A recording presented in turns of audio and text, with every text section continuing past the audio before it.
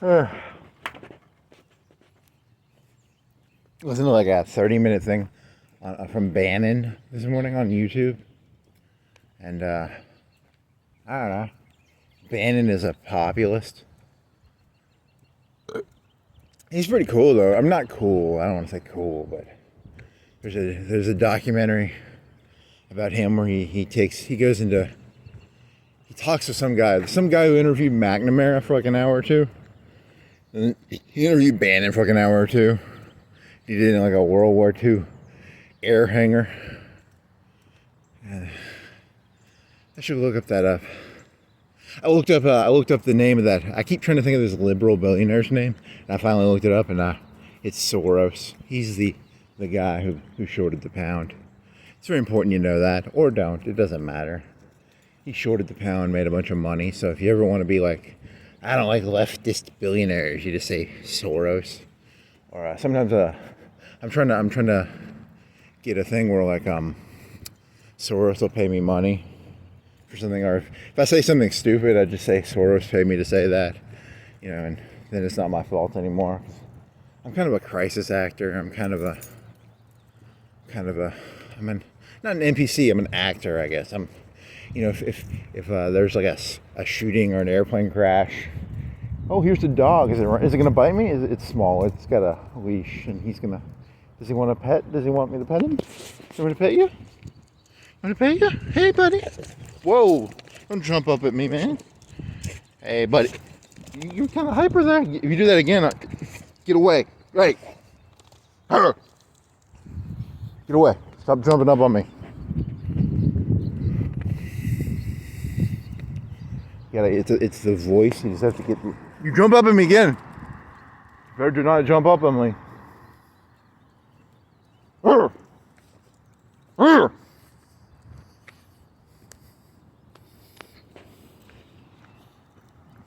Fucking dog.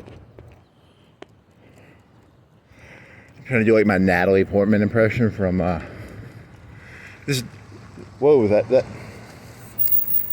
It's not mine. It's not mine. Oh, it's not yours? Oh, I thought it was yours. I was like, I'm so sorry. No, it's. I think it's. Yeah. All right. I don't know what. Yeah. You're good. I'm just walking, so yeah. I just thought it was yours. Sorry. I think the dog got out. Yes, our dog got out, I guess. And it's a dumb dog because it's not used to being out. I just want to walk. I don't want to have to babysit someone's dog. So, not going. It's taking a pit. Now it's just going to follow me. Great. I'm the. Whatever. Not cool. Ah, fucking A. Oh, man. You're going to follow me, are you? You're going to follow me.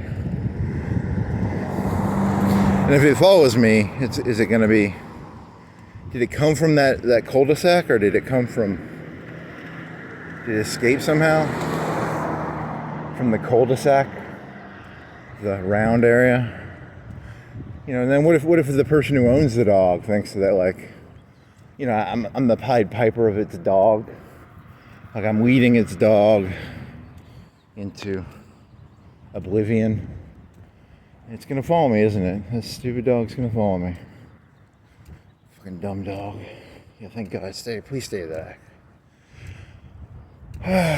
Please stop following me. Let's get something on it. If I stop making eye contact with it, maybe it'll. There, find the fire hydrant interesting. I need to get like an invisibility cloak and a smelly cloak so that I can, not smell, and then I can be invisible, and then it won't see me. Then I can escape from the escaped dog. Escape from the escaped dog. It's not following me anymore, right? Yep, it's in love with the fire hydrant. Cool. That one lady thought it was my dog. I did not train my dog very well because it ran kind of right in front of the car. So, I mean, she was like judging me. She was like, that guy doesn't know how to raise a dog. He raised a stupid dog, because the dog ran in front of the car. You judge people based on their dogs. you know, I'm very judgmental about people's dog etiquette. And it's following me again. Fucking goddamn it.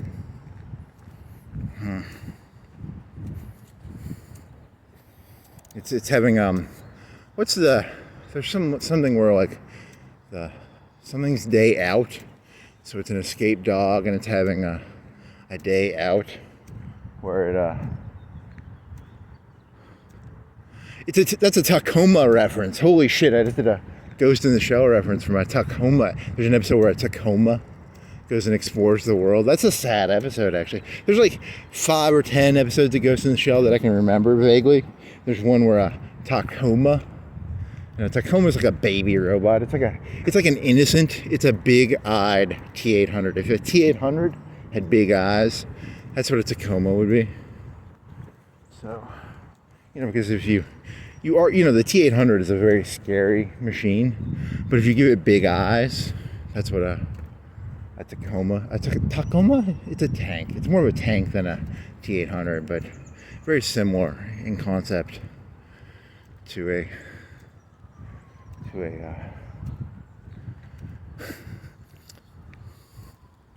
Tacoma. And then I think they stole a David Foster Wallace idea. They have a cyber brain. They find, and the cyber brain shows a movie that's so addicting that you can't stop watching the movie. But it's like in a cyber brain. It's like the Matrix. You hook your brain into the Matrix, and then that's a David Foster Wallace idea that I think those Japanese people stole. So I'm pretty sure that was an Infinite Jest. I never read Infinite Jest. I did listen to an overview of it, and I did listen to a reading of there's a part in it about alcoholism in Boston. I listened to a YouTube part about that. That's pretty cool.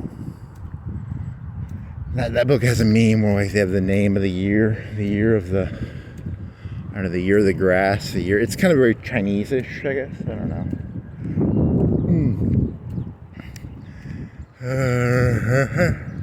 Never gonna read a book ever again, but I can read book overviews and I can listen to YouTube parts about books. Tacoma's great day. I'm a dog, I escaped. I'm walking around finding a fire hydrant. And it's a very upbeat song. It's very it's a weird song. Do. Ugh. Yuck. And you think I'm the center of your gravity now, dog? Cool. So and you're gonna keep, I guess it's my dog now. Is it my dog? So I guess I can only do like a small, I can't do like a 2 or 3 mile walk. I have to stay within like half a mile. And it's just going around pissing on shit. It's pissing on lots of shit. It just loves to piss on shit. It's good for it. I guess it's having the day of its life. It's going around pissing on shit and, just random shit to piss on. Hey, it's like me. I like to piss on shit. That's fun. Not literally piss on shit, but piss on stuff. It's kind of fun, right? I'm a dog. And this truck's gonna think that it's my dog. It's not my dog. And I'm gonna be judged for the dog's behavior. Yep. Stupid dog. You're ruining my day, dog. You're ruining my day. And it's kind of raining too, so I guess I'm just gonna do a small walk. So because of the rain and the dog, ruined my day. And it's gonna get hit by this car because it is a dumb dog. It is a fucking dumb dog.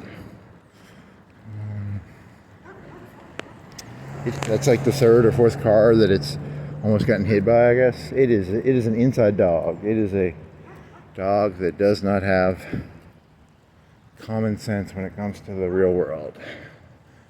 Cool. I gotta escape this dog, or Bannon. You're gonna talk about Bannon, and then you're gonna talk about the billionaire Democrat. The billionaire Democrat, right? Soros. So excited. It's like a puddle. I've never seen a puddle before.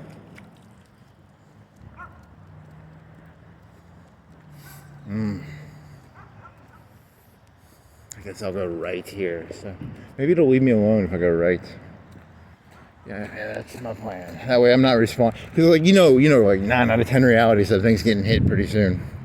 And I do not want to, it's not that, because technically I would be responsible for it getting hit. It's just, as long as I don't know I'm responsible for it, it's not as bad. That's kind of the key to it. Just avoid, I'll turn right and then the dog won't. Tacoma's big day. Tacoma's big day. Googly T800. That will be my invention. I will take like a googly-eyed Marilyn Manson, not Marilyn Manson, Charles Manson. Charles Manson with googly eyes. He's not as scary, you gotta just give him big eyes and make him googly. And Hitler with googly eyes, maybe. Who else would benefit from googly eyes?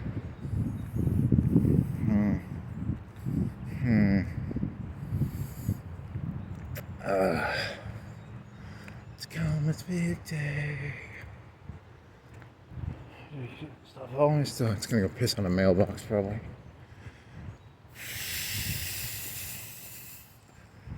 Just a scam. It's Comet's big day. If you saw that dog like a day and you saw it, because you walk around and you see the dead roadkill, would it bother you? It might bother me. Oh shit.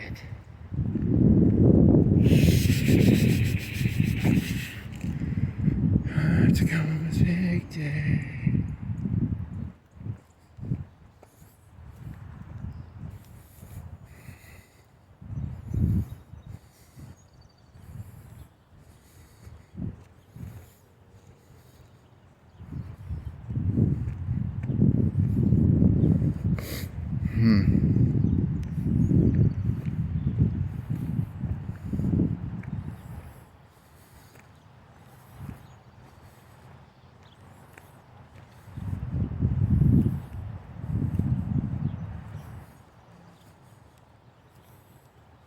That's when you see litter, you don't normally see like a half gallon or a full gallon water bottle on the side. It's normally the small water bottles. You don't normally see the full gallon. Pollution. Ah, yeah, that felt good. I wonder what YouTube's policy on flatulence is. Oh, he's just pissing all over the 2016 got a little bit of piss on it, and then it's gonna come up here to the next number. It's gonna piss on it probably. So it's just having the greatest day of his fucking life.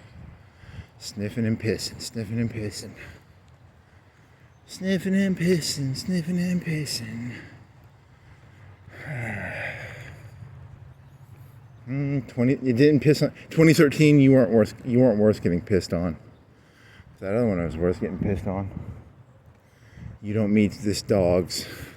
It's got a weird necklace on it. It could be a GPS tracker. I could become like a dog hijacker. You want your dog back? Pay me $1,000. And then, the owner of the dog ends up being Liam Neeson or something. And he kills me, I guess. It's not cool. Please don't kill me, Liam Neeson, because I kidnapped your dog. That would be a good story.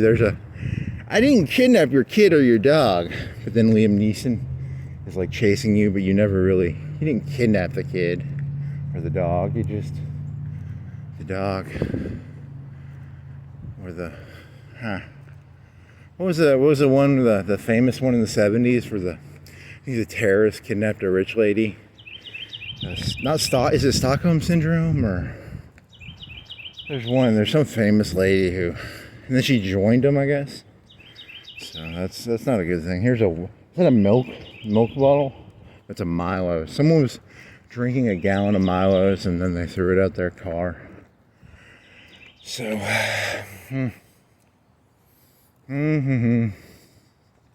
So on the one hand, I guess I could leash up the dog, put up little posters, or I could just leave the dog alone. I guess I'm just gonna go back to my house and go in my house, and then I'll stay there for another. Hey, it's pissing on 2004. It's pissing on 2004. So here's a good one. What if you own that dog and then the dog ends up being dead on the highway? Because it's a dumb dog. Let's be blunt about this. This is a dumb fucking dog. This is not an outside dog. This is a dog it's gonna see a highway and it's gonna get fucking hit. It's gonna be dead pretty soon. What if it died like right in front of me in the next like 5 or 10 minutes? Holy moly, I'm not gonna be able to handle this. I'll have to delete the video. Here's another fire hydrant I can piss on. It's so fucking excited. Holy shit. Let me think about this. Do I leash it up and put signs up? What is the correct answer here? Do I hold it for ransom? You want your dog back, Liam Neeson? $500. $1 million. $1 trillion. It could be like, you ever see that guy? You ever see that movie with Brad Pitt where he's an assassin? And it's about a poker game. And it's about Obama and a poker game.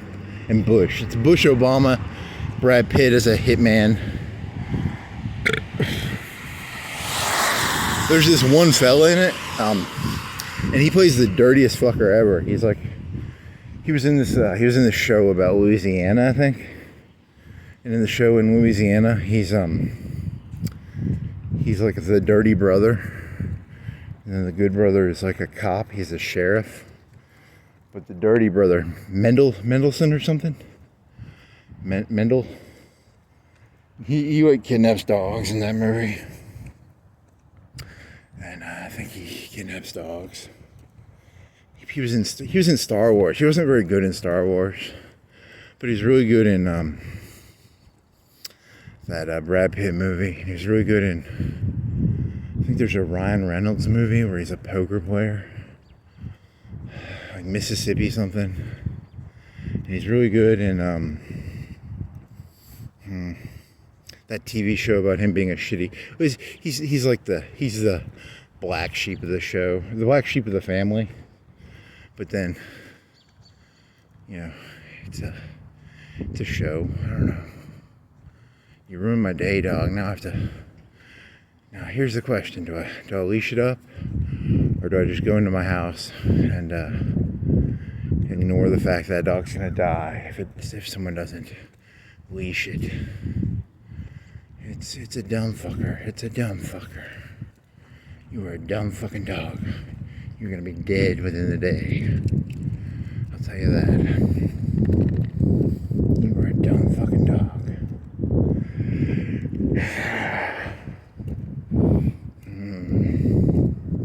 Why you be so dumb in front of me? Yeah, you were dumb. You're smelling the fucking road. Holy shit, you're dumb.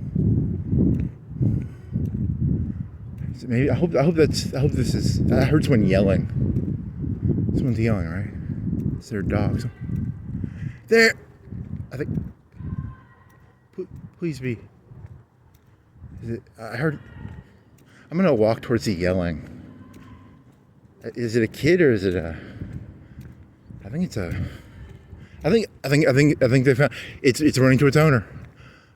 Nice. I saved the dog. I can go walking now. And I don't have to feel morally responsible that fucking dumbass dog is going to be dead. Thank you, person who is screaming. Why'd you let that dog outside? That dog should have never gone outside. And it's running back to me. Is that its dog or? Is that not your dog? Is that not your dog? I heard a person screaming. You gonna run? You gonna run back to me? You gonna run? Come on. Is that its dog or? Is that your dog? Come on, I gotta figure this out. You know whose dog this is? You going this way? Or I mean, what are you doing? I don't know.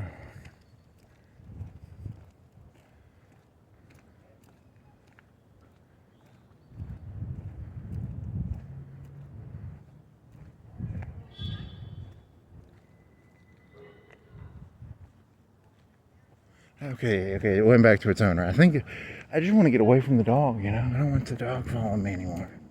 It's an annoying dog. I think it's a dog. Like, yeah, right?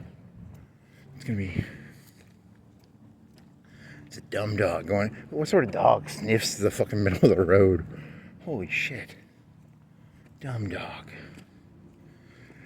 I'm like Hitler. I feel more towards dogs than I do towards people. I can feel empathy towards the dogs, but I can't feel anything towards you people. That's a scary thought. Oh, Blondie was so innocent. Blondie. Was it Blondie? It was Blondie. Poor dog. Why it got the cyanide pill tested on it. Stupid dog, man.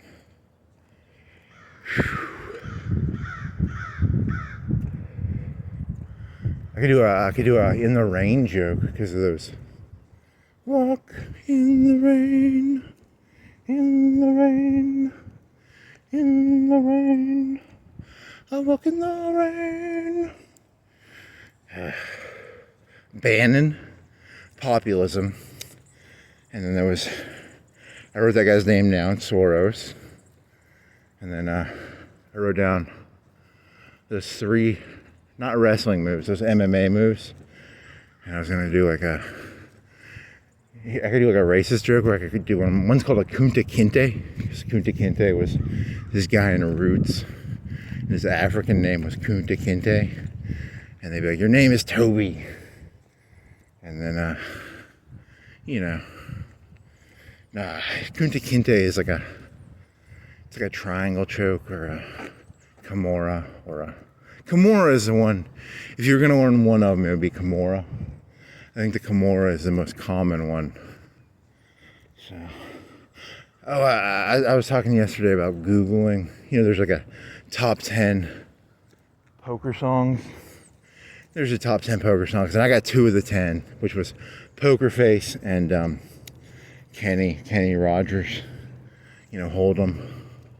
I think Hold'em was number 1, and then Poker Face was number 2. And then I didn't recognize any of the other 8. So, kind of disappointing to not know the other 8 of the top 10 poker songs, gambling songs. One was from AC/DC. And I don't listen to that much AC/DC, so. And then one was, I don't know, King of Hearts. Scared that dog's gonna run behind me. Okay, I think that was this. I think I got it back to its owner, so good. Tacoma's big day. Tacoma's big day. Bannon did an interview with that fella in an airplane hangar, and he was comparing himself to like a World War. There's some movie about World War II where like the airplane pilots are doing the raids, because like in World War II, you know, like 60,000 like people got killed or captured because of each one of those planes had like 8 or 10 people in it. So like when they do those 1,000 plane raids, that's 1,000 times 10. That's 10,000 people in the air. 1,000 planes times 10 would be, I mean, you know, you can do math, right? That'd be 10,000 people in the air at the same time. And if they lose, like, you know, 100 times 10 is 1,000, right? So 50 would be 500. It's a lot of POWs, a lot of kills. Let's listen to something, you know, the Germans had all these 88 flaks, and they were spending a lot of money on flak in the end of the war. Kind of feel bad for them. They were just getting attrition to death. We have to spend all this money on flak. It's attrition. That's how they get you. That's how they get you. There's a comedian who did a "that's how they get you" joke. I'm associating with the Nazis in this story by saying that they get me because I have to invest in all this flack. But I don't identify as a Nazi. I was just saying, I have no identity, so I'm like Yi, but I'm not as talented. Because Yi means you.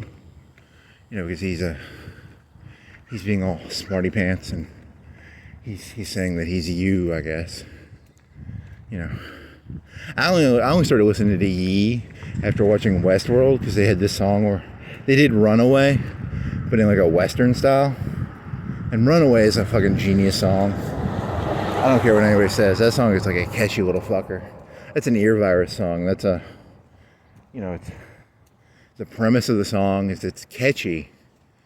And he's saying, that better not be blood. Okay, good. He's saying run away. But the song is so fucking catchy. You'd probably follow him like a Pied Piper because his songs are so fucking catchy. Which is the genius of Kanye in that song. So, it's like run away, but he's peacocking so hard that you can't help but want to listen to the song, even though the song is telling you, what he is, I guess. That's why. I guess technically he's a genius. I don't know. And he's anti-Semitic, and I'm anti-Semitic, so I'm DL. I'm on the DL on the anti-Semitism. I'm not upwardly anti-Semitic. I'm DL, ADL. I'm joking. Of course I'm anti-Semitic. I'm anti-Christian. I'm anti-Muslim too. I think Fox News had something about some guy in Sweden got killed by Muslims. The Fox News always loves to tell you when a group that you're against did something bad. So, I look at Fox News every day, and some guy in Sweden got killed because he drew a picture of Muhammad, probably. So I'm anti-Muslim too, so I don't want to be. I'm anti-Islam. I'm anti-Semitic. I'm anti-Christian. Anti-atheist. I'm pretty much anti-everything, I guess. So. Except for dogs. I feel bad for dogs because they're innocent. They're the animals. Wasn't there an episode of The Sopranos where Tony feels sympathy towards animals? But, he can rip off the T-1000 pretty hard, but he feels bad for dogs and children and dogs. But T-1000, he felt no sympathy for a T-1000. T-1000 he was an actor who played the T-1000. He owns a Dick's Sporting Goods, and he basically fucks that guy over pretty hard. I should learn his name. I don't know. His son was played by the guy in Nip Tuck. That show was weird. Nip Tuck I don't know. I didn't watch Nip Tuck that hard, so I can't really talk about Nip Tuck. I might watch one season of it, so. The world is just a bunch of IMD. It's called the multiverse of the world. Or, I don't know, that's not that good. Now I just sound like a dork who watches too much TV. I don't even think I watch TV anymore, so. I watch YouTube videos. Most of those are like history, right? Or they're history, they aren't like, they're satire. Some of them are comedy. I don't know. Bannon, I watched 30 minutes of a Bannon interview. That was interesting, I guess. Bannon. Because Bannon's an interesting character, he sold Warcraft gold. He made money off of Seinfeld, and he's a populist. And my whole spiel is going to be I'm an anti-populist because, right now Donald Trump is a populist. And as a contrarian, which is really all I am, I don't actually believe in anything. Holy moly, my leg is it's malfunctioning. My leg is malfunctioning. I need to do a diagnostics. I need to pull the skin off of it. Holy moly. It's not painful, it's just hard to walk on. It's wobbly. It's like a wobbly leg. The stabilizer inside of it is, it was a Chinese part. It should have been made in America or Germany, but Skynet cheaped out and bought some Chinese stabilizer. Do I stretch it? What do I do? I'll stretch it. Maybe that'll help. Oh, shit. I've never had this problem. I've never felt... There, it kind of went away, right? I'm worried to walk now. I'm worried to walk more than like a mile. The dog fucked me. Now my leg stabilizer is fucking me. Not cool. I'm gonna stick to a small walk. So my leg stabilizer. Skynet. Skynet gave... What the fuck is wrong with my leg? I'm just whining about random things. See, here's my thing. You know, you watch all these YouTube videos and they're produced really well. And I'm against that. I think there needs to be more of a... It needs to be cheaper. There needs to be a cheaper YouTube thing where like it's less polished. There's too much polish in this world. You know, too much... I think there's a lot of dog shit being polished. And there needs to be some... I'd rather see shit that's like less polished and more... I don't know. Or maybe not, I don't know. Maybe the polish is... You know, it's like you can put lipstick on a pig. You can put a pig in a nice dress, but it's still a pig. Wasn't that Obama? Obama said that about that Alaskan lady. He was calling her pig, or... I don't know why he said that. That's a really mean thing. It's not a very feminist thing to say, to make fun of a lady who can't afford. Or maybe she bought really expensive lipstick. She was making fun of her. She spent like thousands of dollars on lipstick.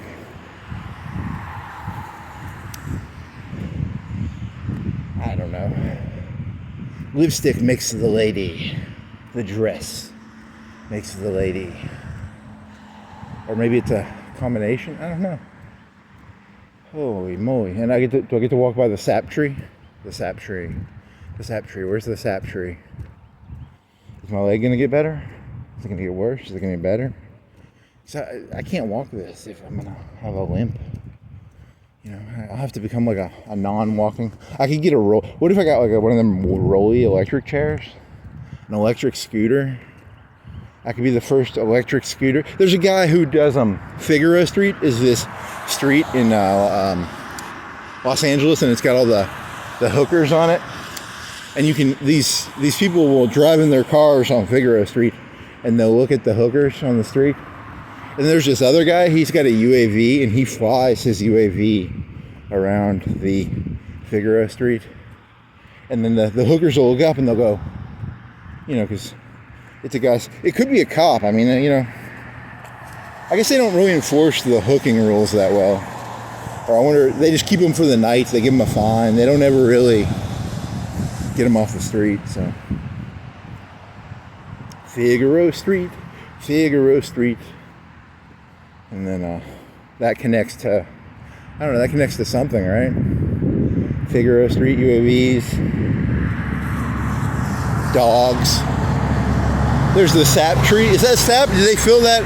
I don't want to step on the guy's property, but is that sap or is that they fill that? Because it could be either one.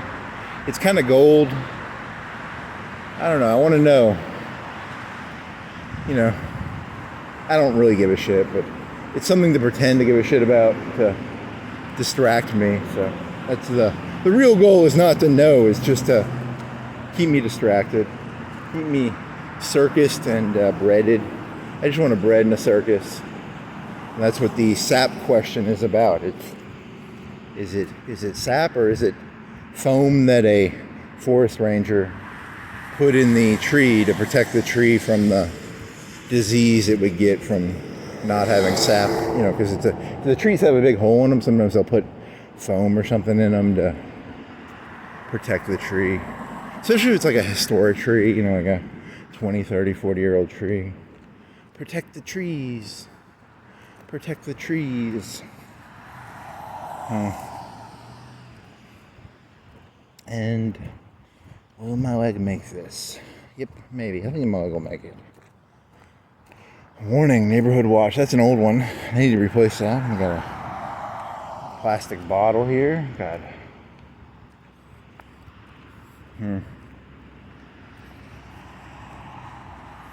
And the moral of the story is, oh yeah.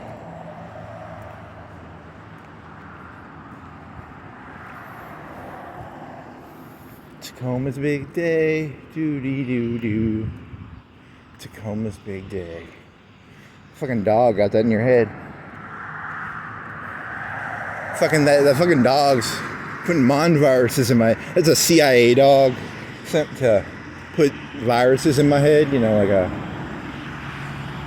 the CIA knew that dog was gonna put That's a weird joke right there. Once you get human motivation into things get weird really quick. You can't tell what's reality anymore. Everything becomes very in memory of somebody. Someone has that on a fountain. Surrounded by there's a song called Ghosts or something. Surrounded by ghosts. There's a ghost in that fountain because it's in memory of the ghost of the person who was memorialized by a white fountain in a person's yard. This guy's got a lot of fountains. He's got 1, 2, 3, 4, 5, 6. A lot of fountains. He likes fountains. He's a fountain fella. Probably likes Ayn Rand because, you know, he's a fountainhead. There you go. Fountainhead. Where are we going with this? I don't know where I'm going with this. I'm just going nowhere. Life is a nameless drive that you take alone. Might as well enjoy the ride and take the long way home. You're just gonna steal Bloodhound Gang songs and try and don't steal. Baby. That's gonna be my catchphrase. I'll just do it. I'll do 2 words and then I'll do a couple words and I'll go orange traffic cone. Flag. Satellite dish. Okay. Flow. Gotta get back in a flow. You know. Flow. On flow. 1623, 1492, 1392, 1292.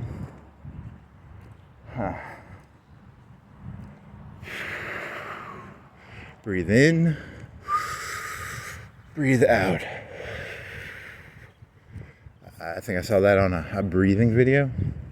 I didn't know how to breathe till I watched that video because, you know, until someone told me to breathe in and breathe out, you know, you gotta learn some stuff, you know. It's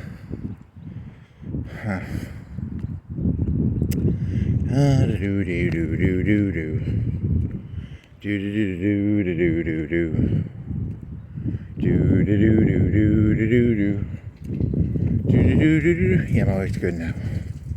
Thank God. It's like hiccups. You ever think about hiccups? The only time you think about hiccups is when you have them. You know, because like you don't really have that many problems in your life, but then when you get a problem, that's all you can think about. It's like hiccups, you know. I never think about hiccups till I get them. I don't have that many leg problems, and then I have a leg problem, and now that's all. Now all I'm going to think about is my leg problem. But then I'll get hiccups, and I'll think about hiccups probably. If I get hiccups, that'd be pretty funny. Hiccups. I got hiccups.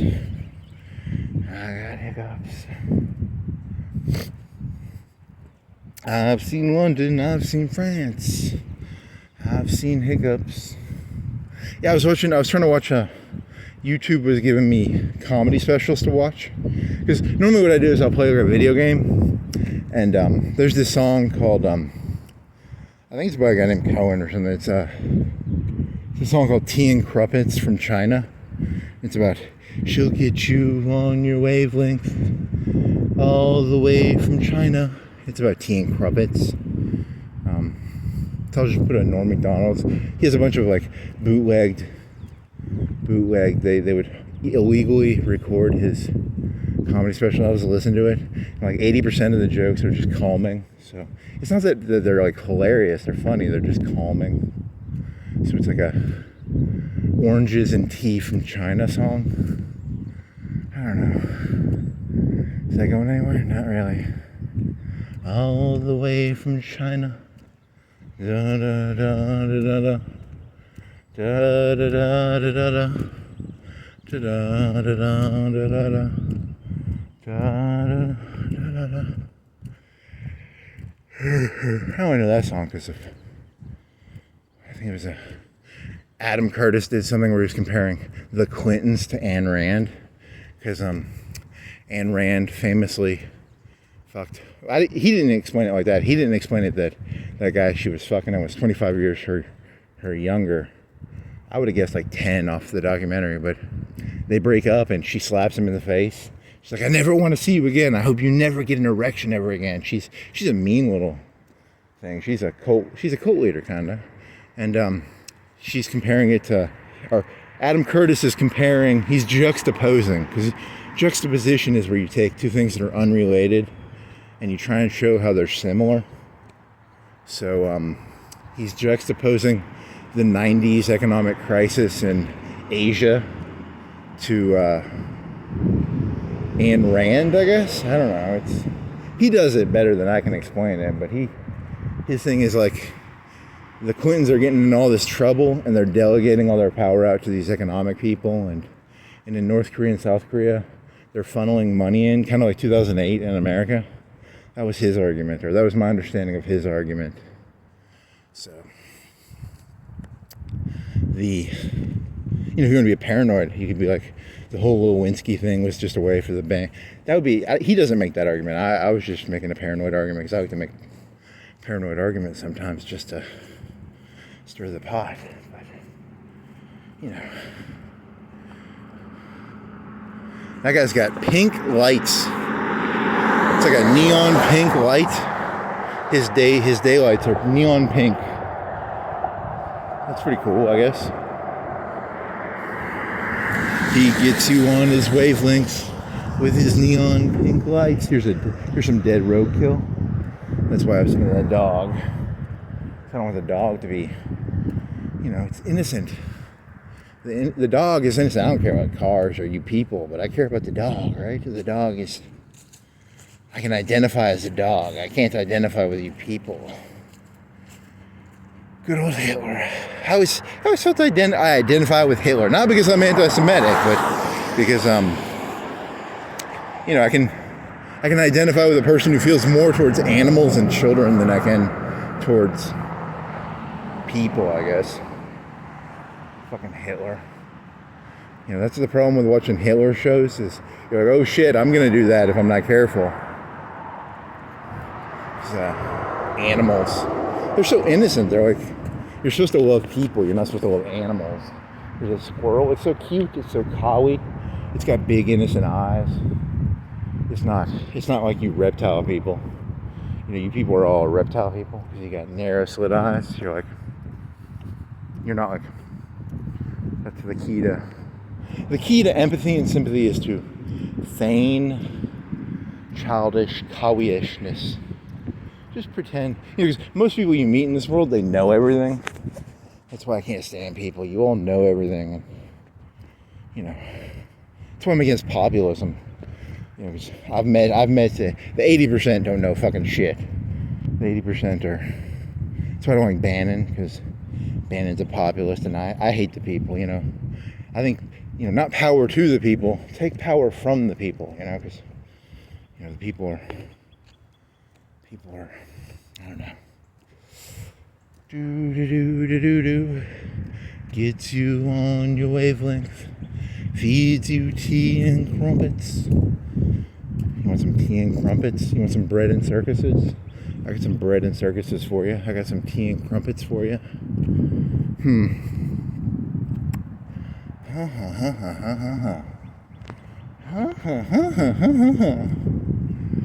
Gets you on your wavelength.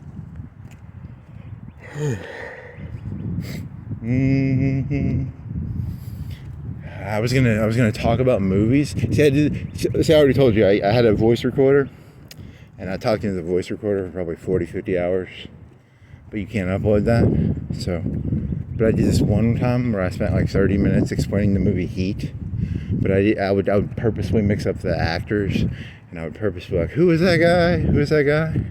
So I was just gonna do that. I was gonna talk about a documentary or a movie, but very vaguely, without giving details, so you wouldn't be able to actually know what I'm talking about.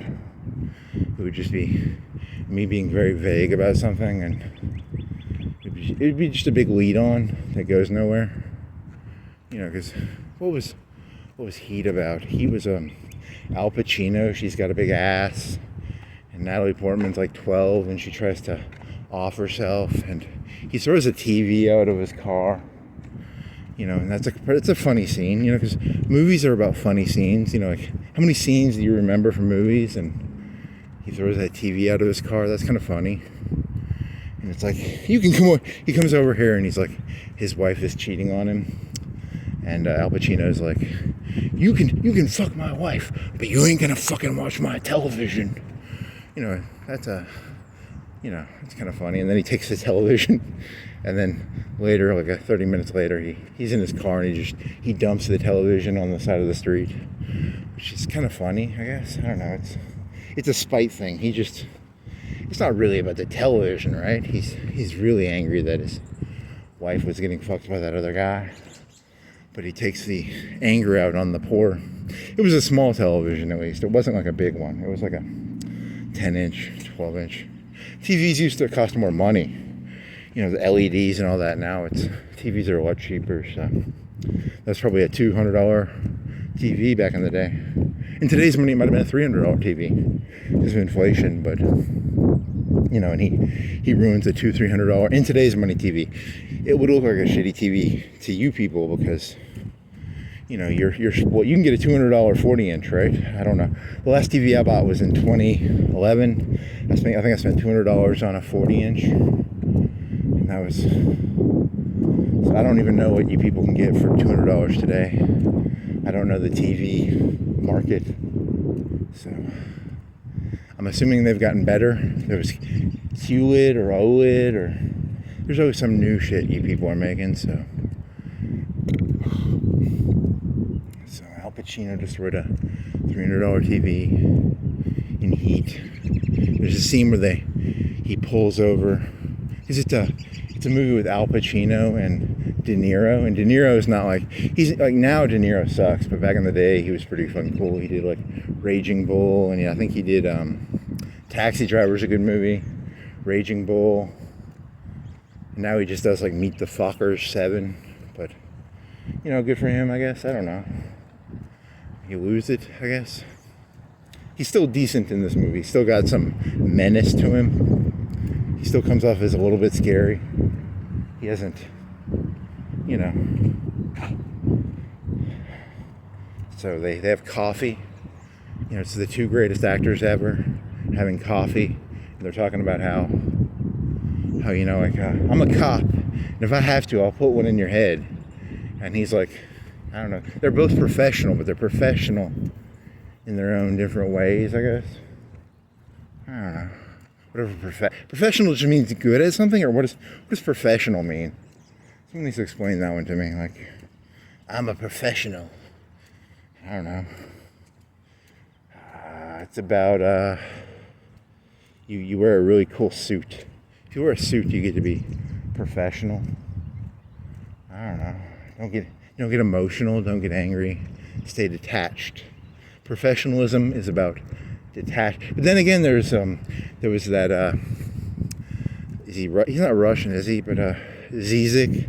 Zizek did this thing called the Pervert's Guide to Movies or Ideology, and he's talking about like the Lee Ernie. Lee Ernie was the Marine drill instructor in Full Metal Jacket, and one of his lines is, I like to imagine him as like a guy that goes home to his wife, and he's a good man, but in his job he screams very mean things, but it's just, that's his professionalism. The Marine drill instructor is a professional because he screams those silly, it's got some good insults in that movie. He was in like Apocalypse Now as a helicopter pilot, and he's probably done that gig a bunch. He did a bunch of History Channel gigs where he got some money doing stuff for weapons on the History Channel. Not going anywhere, just a rant. You expecting something here? It's not really going anywhere. It's just my thoughts on professionalism. I don't know. All the way from China. Da da da da da da. Da da da da da da. Gets you on your wavelength.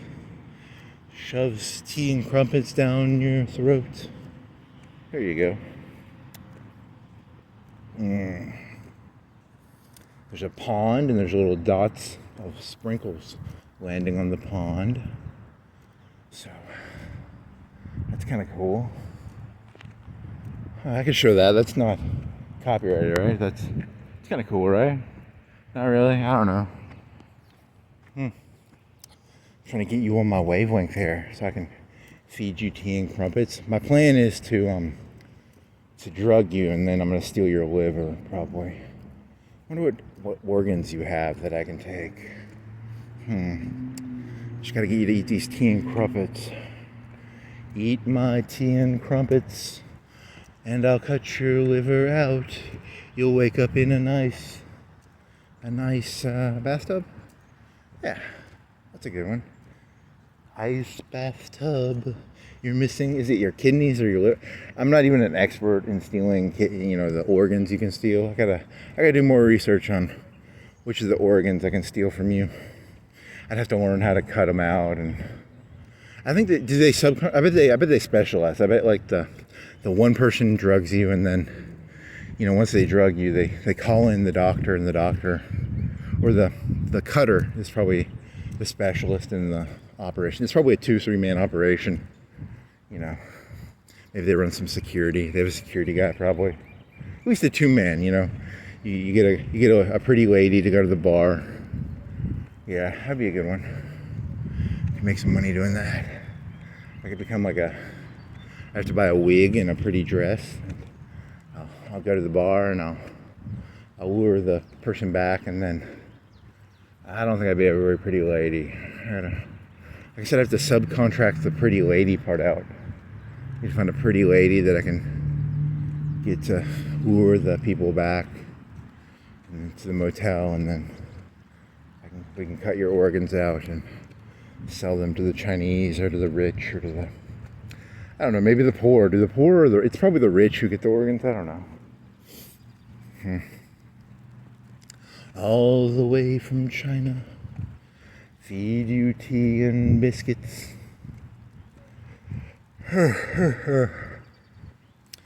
So heat is about. In the beginning of the movie, there's this guy named.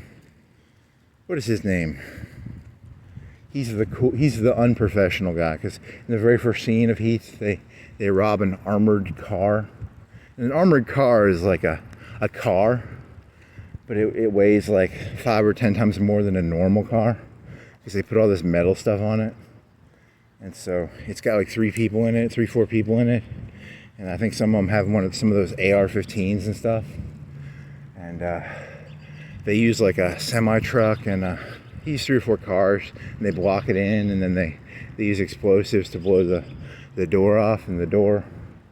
It's like a tank car, but not really a tank car. It'd be more like I don't know. It's just an up armored car. I don't know. And then they blow the door off, and all the people inside don't have hearing anymore because they lost their hearing to the explosives. Cosgrove, is his name Cosgrove? He's the unprofessional one because he's the new man on the team. He goes around asking who's who. You're not supposed to, when you're on a stealing team, you don't want to know each other's names. You want to be anonymous. It's kind of like 4chan. You want to be anonymous. You don't want to be a name poster. So Cosgrove, I want to call him Cosgrove. It's not Cosgrove. Waingro. Waingro's he's a cowboy. So De Niro doesn't like Waingro, because Waingro, he shot one of the people who lost their hearing, because they were like, get down, and they all lost their hearing, and Waingro takes it personally that the people won't get down. He doesn't realize that they lost their hearing because he's a cowboy, I guess. And so Waingro they get their heist, and it was, you know, it was $1 million heist. I don't know how much they got. They got a lot of money. So Waingro, he takes a share, and De Niro's gonna have him whacked, I guess. They're gonna whack him off. And I don't know, Waingro escapes. That was De Niro's biggest problem. Why did he let Waingro escape? You know, because a lot of the problems in the movie stem from De Niro letting Waingro escape. So it's all kind of De Niro's fault. It's my theory. That's my position, is that, you know, in hindsight, he should have put more energy into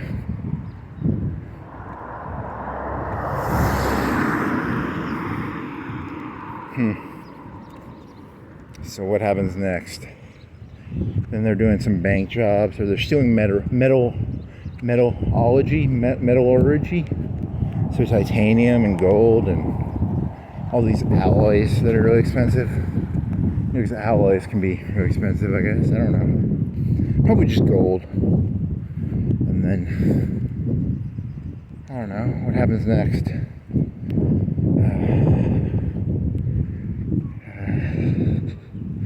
They almost get caught, I guess. I don't know. I don't remember. This joke isn't that funny. I've already done it. I'm not gonna. What other things you could explain? And then they have the meteorology stuff all set up, and then some stupid police officer hits his gun against something, or he farts really loud or something, and then they realize they're being watched, so they leave all their tools behind, and they don't steal anything, but and De Niro, Pacino's all angry. He's like, we could arrest him, but we'd only get him for like a year in prison. He wouldn't get his 10-year, 20-year. He wants a good arrest, not a breaking and entering arrest. He wants a stealing $100 million worth of shit arrest. So then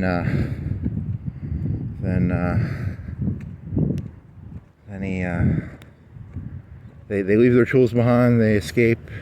I think they do something where they go to the docks and they act like they're gonna steal something from the docks, but they're taking pictures of Pacino. It's a game of pictures. You know, people are taking pictures. You know, the hunted has become the prey has become the hunted. You know, because he's taking pictures of Pacino looking for him. He's doing surveillance on the people doing surveillance on him. So, you know, the paranoia increases. The stakes have risen. There's more stakes in this movie now. There's gonna be some ribeyes. There's gonna be some porterhouses probably. And then what happens? How many robberies do? They do the armored car robbery. They do the failed meteorology.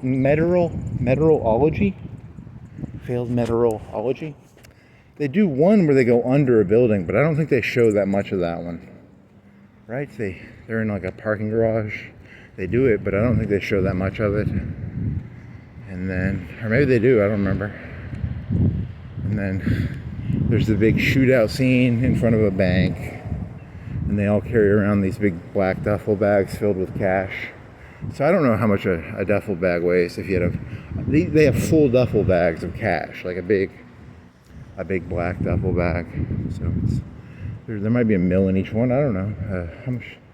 A person who knows the weights and sizes and bulks of cash could probably tell you that. I don't know. That's kind of cool, and they get 3 or 4 of those. So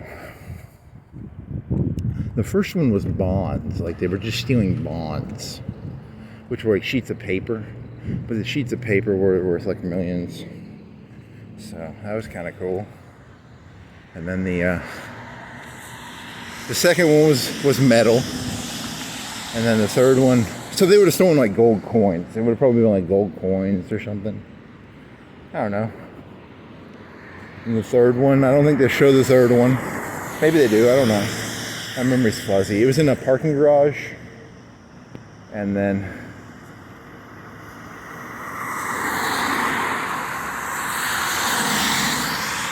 You know, the next one is, the next one I think they do is a big shootout at the bank. So they wear body armor and they've got 3 or 4 people and they steal from a bank and they do the, you know, no heroics, and they all hold the guns to them. They're like, get down on the ground, and then it's like payday at the bank, so the bank is carrying a lot of money, I think. So they get 3 or 4 big 4-foot by 3-foot black duffel bags filled with cash, I would guess. So that's good for them. But then I think Waingro ratted them out, or something happens, and the cops come in at the end of it. There's a big shootout, and Val Kilmer is shot, and Tom Sizemore he tries to grab a kid and use it as a shield, and he gets popped in the head by Pacino. And what else happens? You know, they went to like a Waffle House, and Waffle House, their driver was Machete before he was Machete, like that Mexican guy. His name is Machete. He has a name, but I'm not gonna learn it. His name is Machete. But this was the 90s. I think it was one of his first roles. Maybe, I don't know, maybe it wasn't. And you know, he gets caught by Waingro, and Waingro, it's either Waingro or that singer-songwriter. Who's that singer guy? He plays a bodyguard for the guy in the Batman, you know, the Batman movie, the Joker one. I don't know his name, but he's in movies kind of, and he's kind of got a recognizable face, but not recognizable enough to know his name. He plays a CEO, and he's got a rock star, some VH1 rock star guy for his bodyguard. And I think the bodyguard beats up Machete, and Machete. De Niro goes to Machete's house, and he's like he's beaten within like an inch of his life. And Machete's like, "Would you kill me? I don't think I'm going to." Because I think they killed his wife or his girlfriend. Machete's wife or girlfriend. Trejo? His name Trejo. And he's like, "Put one in me," you know, because I think he might have given up De Niro, but he might not have. I don't remember. Because he got a good beating. He was within an inch of his life. So good for Trejo. I think his name is Trejo. His name is not Machete. His name is Trejo. And so he's within it. And I think it was all because of that Waingro guy I was telling you about earlier. Waingro. There's a cool line in it where De Niro and Pacino are drinking coffee, and De Niro's like, "Do I look like I'm gonna go back to jail? Do I look like I'm holding up liquor stores? I got a Born to Lose tattoo on my head." You know, that'd be kind of cool. I need to get a Born to Lose tattoo on my head, and I can rob liquor stores. The Wire, there was that son, Namond. He had a ponytail, and they wanted him to cut his ponytail off, because if you're going to be a drug fella, you got to get rid of all your telltale signs. If you had a tattoo on your head that said "Born to Lose," people would recognize you. So you gotta get rid of all your things that differentiate you from other people. So you've got to become anonymous to be a criminal. You gotta have a very vague, undefinable characteristic to you. You can't be like Namond, or you can't have a Born to Lose tattoo on your head, which kind of sucks, because I always want to get a Born to Lose tattoo on my, like wasn't that one Post Malone? He has a lot of face tattoos. You know, you couldn't be like Post Malone. You know, I never listened to Post Malone, but there's this YouTube video, and this guy was being a comedian. He was being a juxtaposer, and he was doing this joke where he was trying to explain postmodernism by using Post Malone as an analogy. So there's like Malone, and then there's Post Malone, and there's pre-Malone, there's post Malone. And that video always cracked me up, because it's so stupid that it's kind of funny. And then I actually listened to Post Malone because of that video, and he's not bad. I guess he's okay. You he's not terrible, I guess. So, I mean, I didn't pay any. I watched some YouTube videos of Post Malone videos. I didn't like go buy a CD or something. I'm not gonna sponsor an artist like that. But I'll watch. They get some money when you watch the YouTube videos, right? They get a penny, a fraction of a penny for every time you listen to a song on the YouTube, probably. Maybe they don't. I don't know. Though. Did I BitTorrent his? I think I just stole his songs off YouTube by using ClipGrab.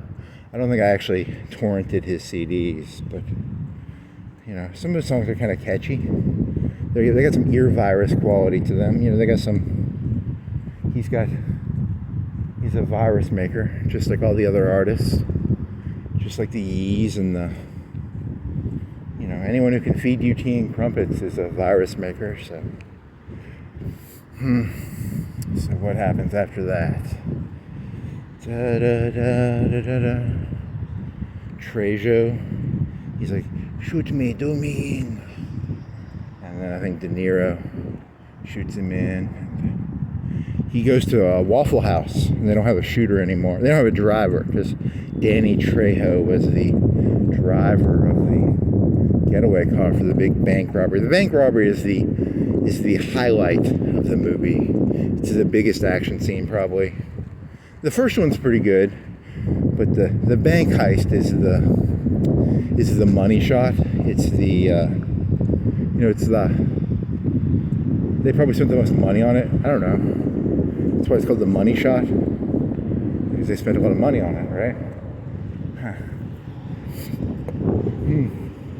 So he finds a friend working at a Waffle House.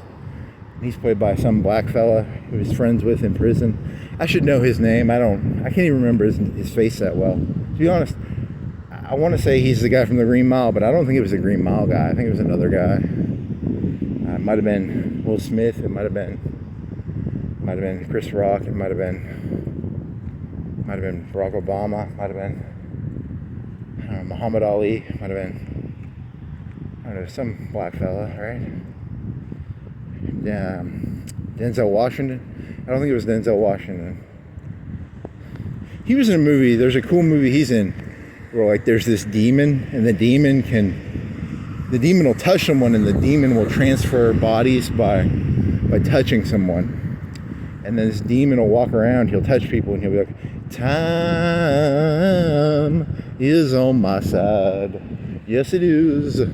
That's a pretty fucking cool, because the demon can jump from body to body, and you'll be walking down the street, and the demon will talk through one person, and then he'll touch someone, and then each one will start singing the song.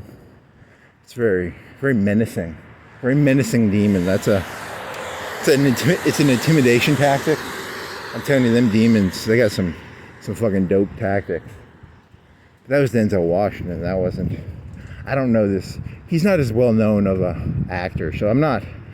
If I don't know his name, I'm sorry. You can look it up, but he's a C. He's a C rate. I'm not.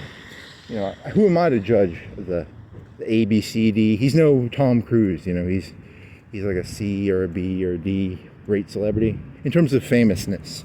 Because like Denzel Washington would be like an A or an S, right? Or I don't know. He's an S. Is he an S? Is Denzel Washington an S or an A? He's either an S or an A. But this guy's like a C or a D. He's not as well known. His Q factor is not as high. That's what I'm saying. His Q rating. Not as many people are going to know his name. The statistical number of people who know that actor's name is probably like 5% of people or 1% of people. Whereas like 50-80% of people would recognize Denzel Washington, right? So I'm not in a bad spot by not knowing his name.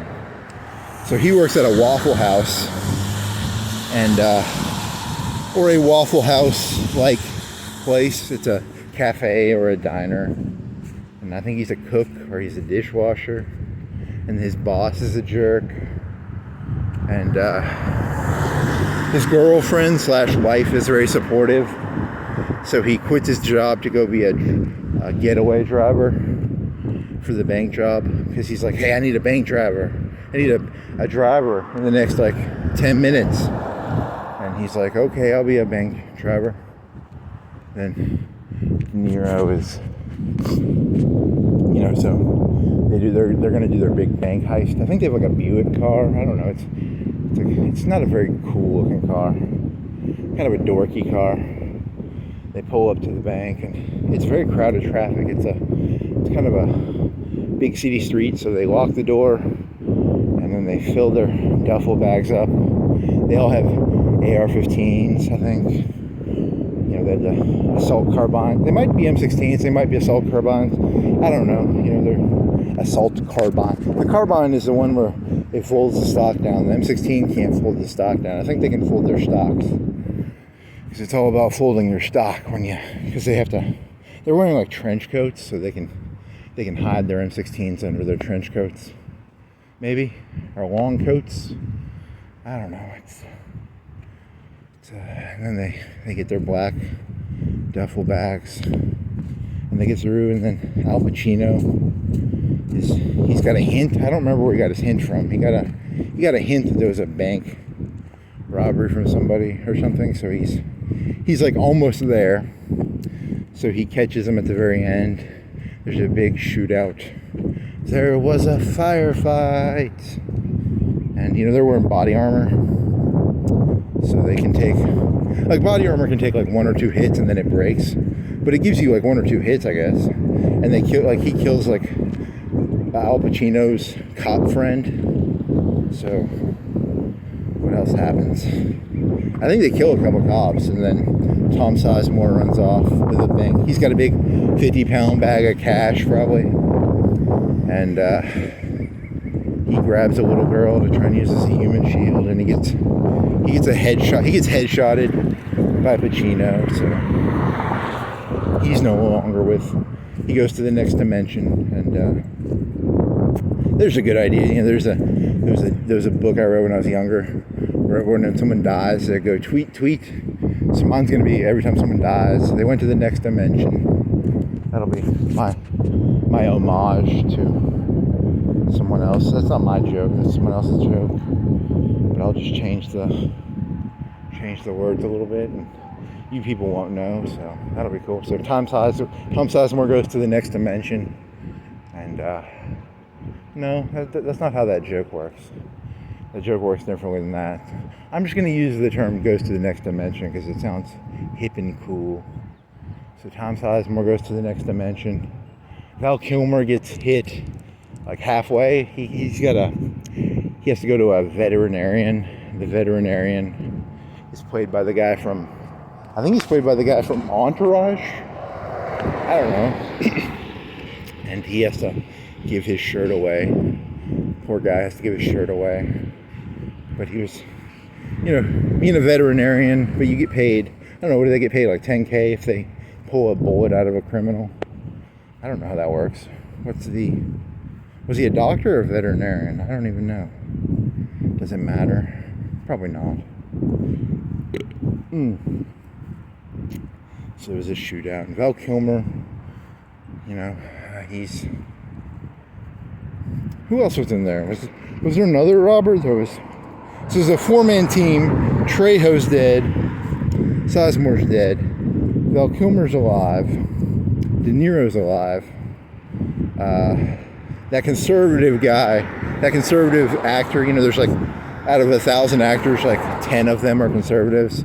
He's like an old guy. He's their fence. A fence is a person who you sell you get like $1 million worth of jewels, you give it to your fence gives you like $500,000. He's the guy who sells it for you, I guess. And he's still alive.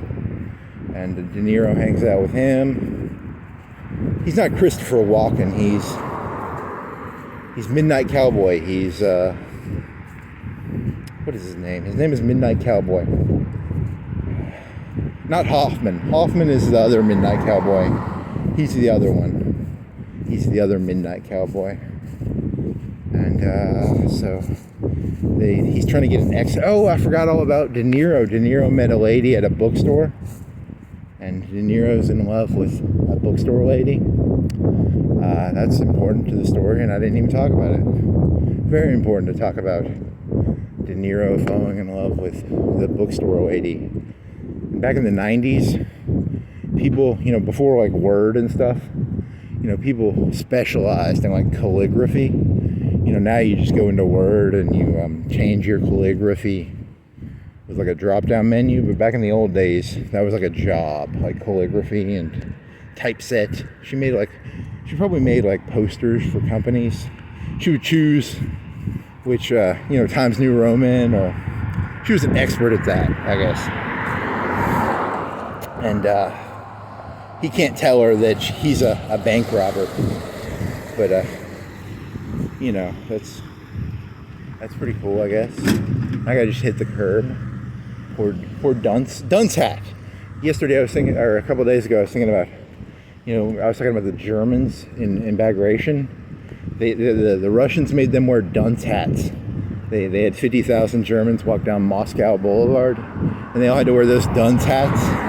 Because the dunce hat is I don't know, that'd be kind of funny.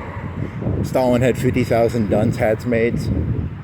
Poor Bagration kids. Those Bagration kids always poor Bagration. It's a conflagration. It's a bagration. It's a, I don't know, is there another name for bagration? The destruction of Army Group Center. Bagration. When I played Hoi 4, I would always do it in the Crimea, because it was easiest to do in not the Crimea, it was around the Crimea. I'd always do it on the Donbass River, and you could get a good encirclement in the Donbass River area, because you put your line along the Donbass River.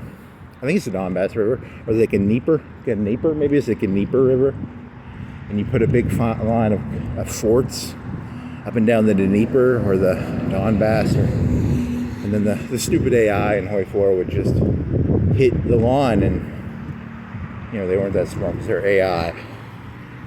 And then you create like a 10 or 20 to 30 width tank units, and then you'd cut down and you'd cauldron a big old section of their forces, because the AI is stupid. You get some million-man cauldrons. I don't know. Million-man march, million-man cauldrons. That's what I would do. I'd do like we're having a million-man march. You lure all your political enemies into like Washington, and it's secretly a cauldron. That'd be kind of funny. There's a Trump idea he can steal. He'll create like a false event, like there's going to be a million-man march against Trump in Washington, but he's the one setting it up, and then they cauldron DC, based Trump. God, I love that fucker. Okay, Heat. What was Heat about? Heat was about they're at the bank, and they're gonna the black fellow got shot in the head. The guy he started the job. The first day he's on the job, headshot. He's dead. Was he the guy from The Devil's Advocate who was doing the voodoo magic? He might have been the guy doing the voodoo magic in Devil's Advocate. I don't know. Maybe you know that guy. So he's the driver in Heat, and he's the voodoo magic guy in The Devil's Advocate. See, none of you people know who that guy is, so don't go calling me racist because I don't know his name. Now, I remembered Danny Trejo eventually, so I'm not anti-Mexican, right? Because I eventually remembered his name, because...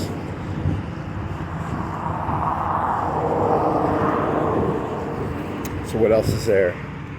He gets headshotted, and his wife sees his picture on the news. Poor fella. And then, what happens next? De Niro's hooking up with his conservative midnight cowboy fella, and he's got to get a new exit out of LA, and De Niro's like, Pacino's like, oh, if I was him, I'd get we've maybe got 24 hours to catch him. Because Pacino's, in the director's commentary, he's a cokehead. That's the, because he's a very outrageous cop. He'll start screaming and stuff. Earlier in the movie, he goes to a chop shop, and he's kind of mean to this other fella. And I don't know. That's how memories work.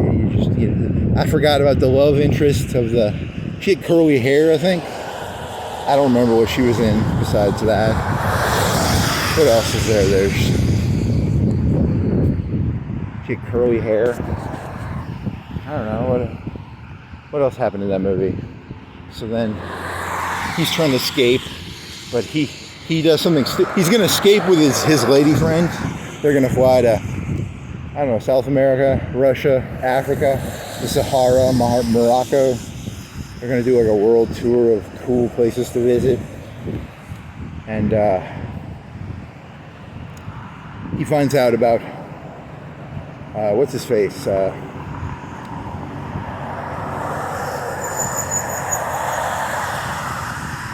What is his name? I forgot. I was using it earlier, right? Like Waingro. So Waingro is a state's witness, I guess. He's going state's witness. He's hooking up with the cops. But oh yeah, and then De Niro shoots the guy. He was trying to sell his bonds back to the guy who was doing bonds. He stole bonds from a guy, and then he tried to sell the bonds back to the guy. And that's the guy from The Dark Knight. He's a banker. He's kind of like one of them. You kind of recognize his face, but you don't know his name. He has a shotgun in the Batman movie, I guess. I don't know. And then what happens? He gets killed. He has a nice house. He's watching like an NBA game. He's got like a big $2,000-$3,000 TV. I think he's watching a game or something. And then what was the rock star's name? The rock star was his bodyguard. He's famous. He was like a grunge singer, I guess. I don't know. He's famous because he's a grunge singer or a rock star singer. And then what happens after that? Then so De Niro kills the CEO, and then he wants to kill Waingro because Waingro ratted him out, and I guess Waingro killed his Mexican friend, so that's not cool. So he wants revenge for his Mexican buddy. So he goes and he finds Waingro in a hotel. It's not the conservative actor. What's his name? It's not Christopher Walken. It's I'm a midnight cowboy.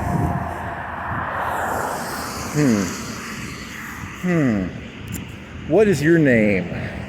Dustin Hoffman and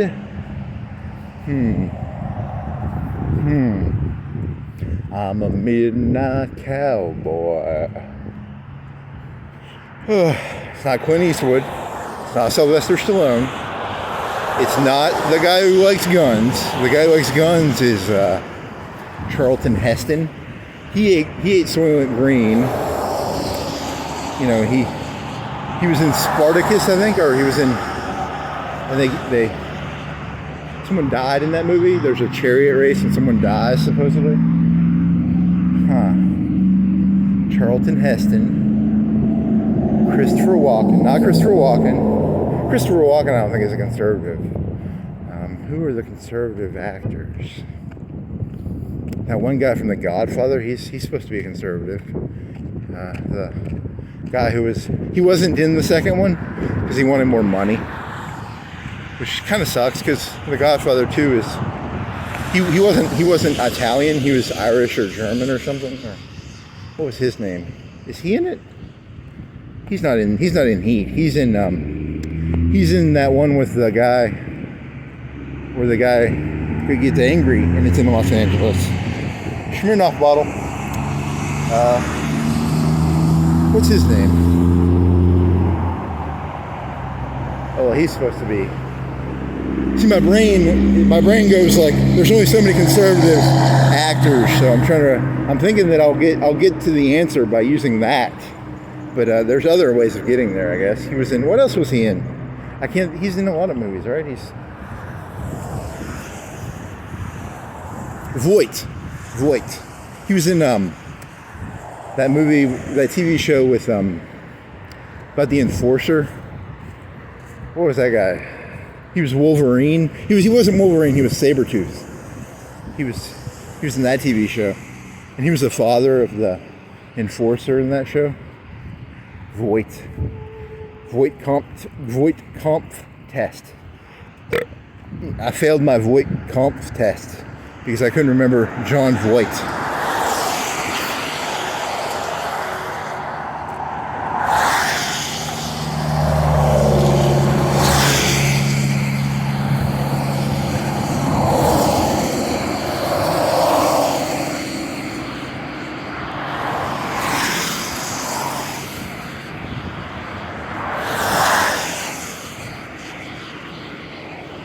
So he's trying to get out of LA, and what happens? Oh, I could talk about. It was earlier in the movie. I'm sorry. I'm gonna have to go back here. There was a scene where they get coffee, where Pacino and De Niro get coffee, and he's chasing him, and they're playing this. It's a song, and I think it's a Moby song. It's kind of a cool song. It's like dun dun, because they're going like 100 down the highway. And they got a helicopter. That's a cool scene. And they get coffee, and then the guy gets shot. It's a bank robbery. Then they're trying to kill Waingro. John Voight gets him new tickets, and what else happens?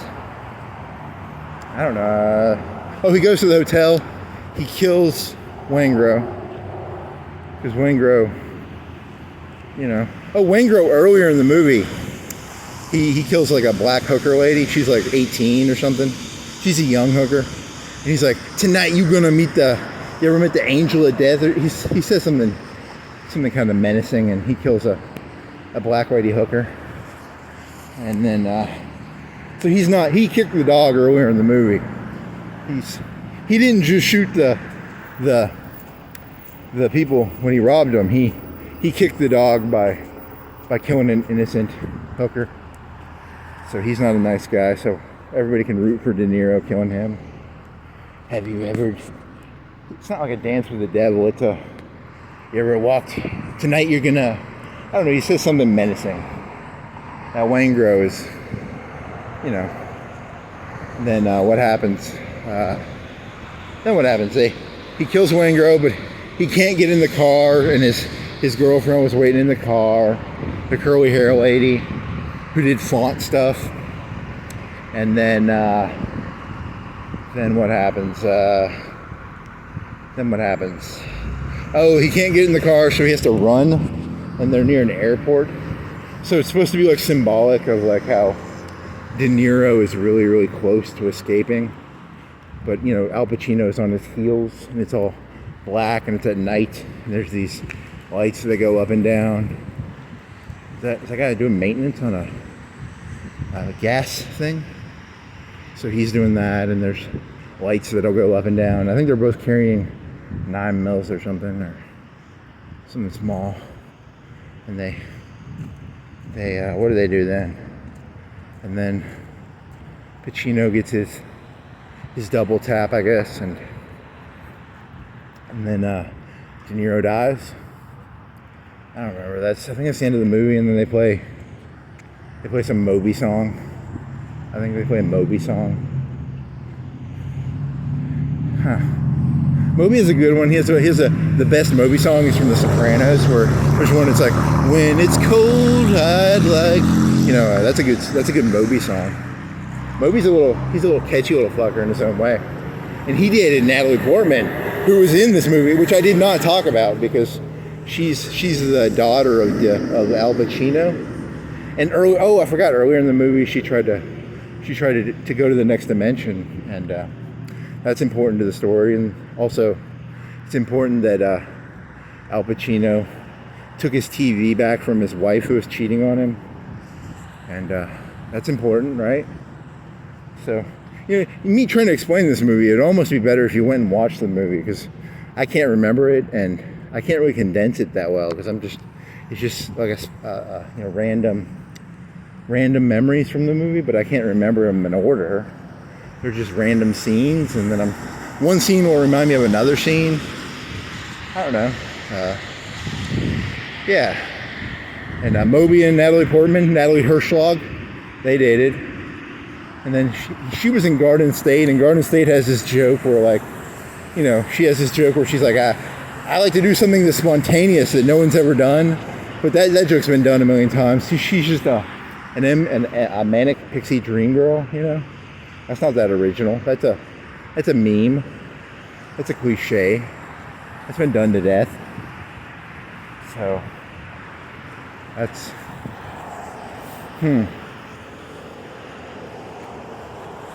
that kind of reminds me of that joke from the Monty Python where the servant takes you to his house and he's like, "Were you expecting something? Get the fuck away from me, Like, what were you expecting? You expecting me to give you some sort of fucking answer here? It's a fucking movie, It's not, it's just a Michael Mann movie. What were you looking for? You looking for something else? You looking for, like, some meaning to the Michael Mann movie? The cop shot the robber. That was the end of the movie. There's no bigger meaning to the movie. It's just a cop who's really good at being a cop, and a robber who's really good at being a robber. And the cop shoots the robber. That's all the story is. There's nothing more to it.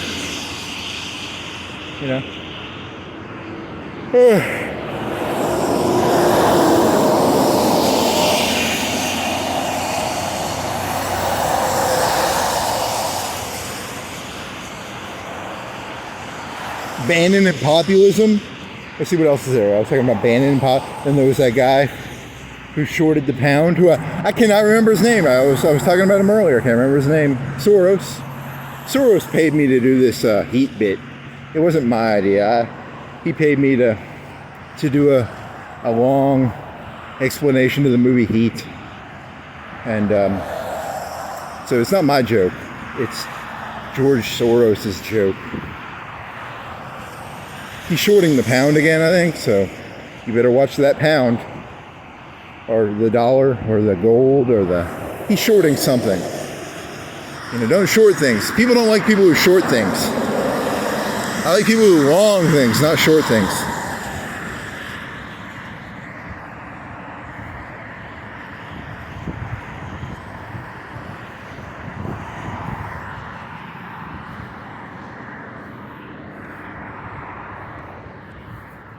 I'm a jaywalker. Yeah, I was watching comedy on YouTube, and I like Community, and I like 30 Rock, and there was that Glover fella, and he was doing a joke where he had to replace vampires with. He was doing a Chris Rock joke where he had to replace the N-word with vampires, and I was like, my jokes are funnier than that, right? Holy moly, that's a dead end. I don't want to go near that. Ugh. Vampire. I don't know. Maybe it's the energy. People just want energy when they see a comedian. It's a lot of energy you gotta have. I mean, and I was watching this other one. I watched like 5 or 10 minutes of it, and it was like an Amy Schumer's friend, and it was just I didn't think any of the jokes were funny. I don't know. Maybe he couldn't feed me tea and crumpets very well. The guy couldn't. I just couldn't get into his tea and crumpets. I want better tea and crumpets, not the tea and crumpets he was trying to feed me were not my wavelength, I guess.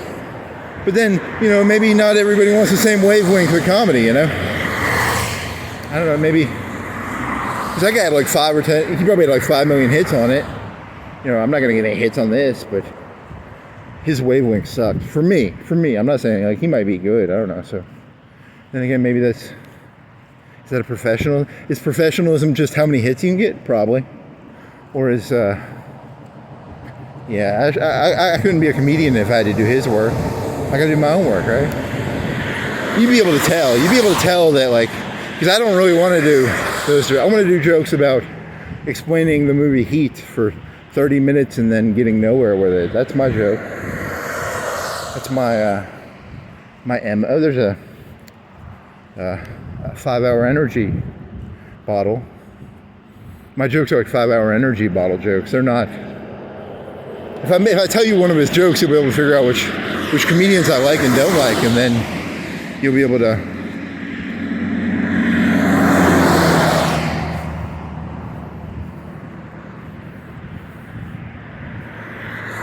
I need to watch some Gallagher. I've never watched Gallagher. I said I was going to do that. I forgot to do it. I forgot to watch Gallagher. I need to watch Gallagher. I want to hit some watermelons. I want to see if his jokes are funny or not. Ugh. I think my joke about like only narcissists are allowed to call Trump a narcissist. I think it's a really good joke. I'm not gonna lie. I think that's because it's like an N-word joke. It's like only N-words are allowed to use the N-word. Only narcissists are allowed to use.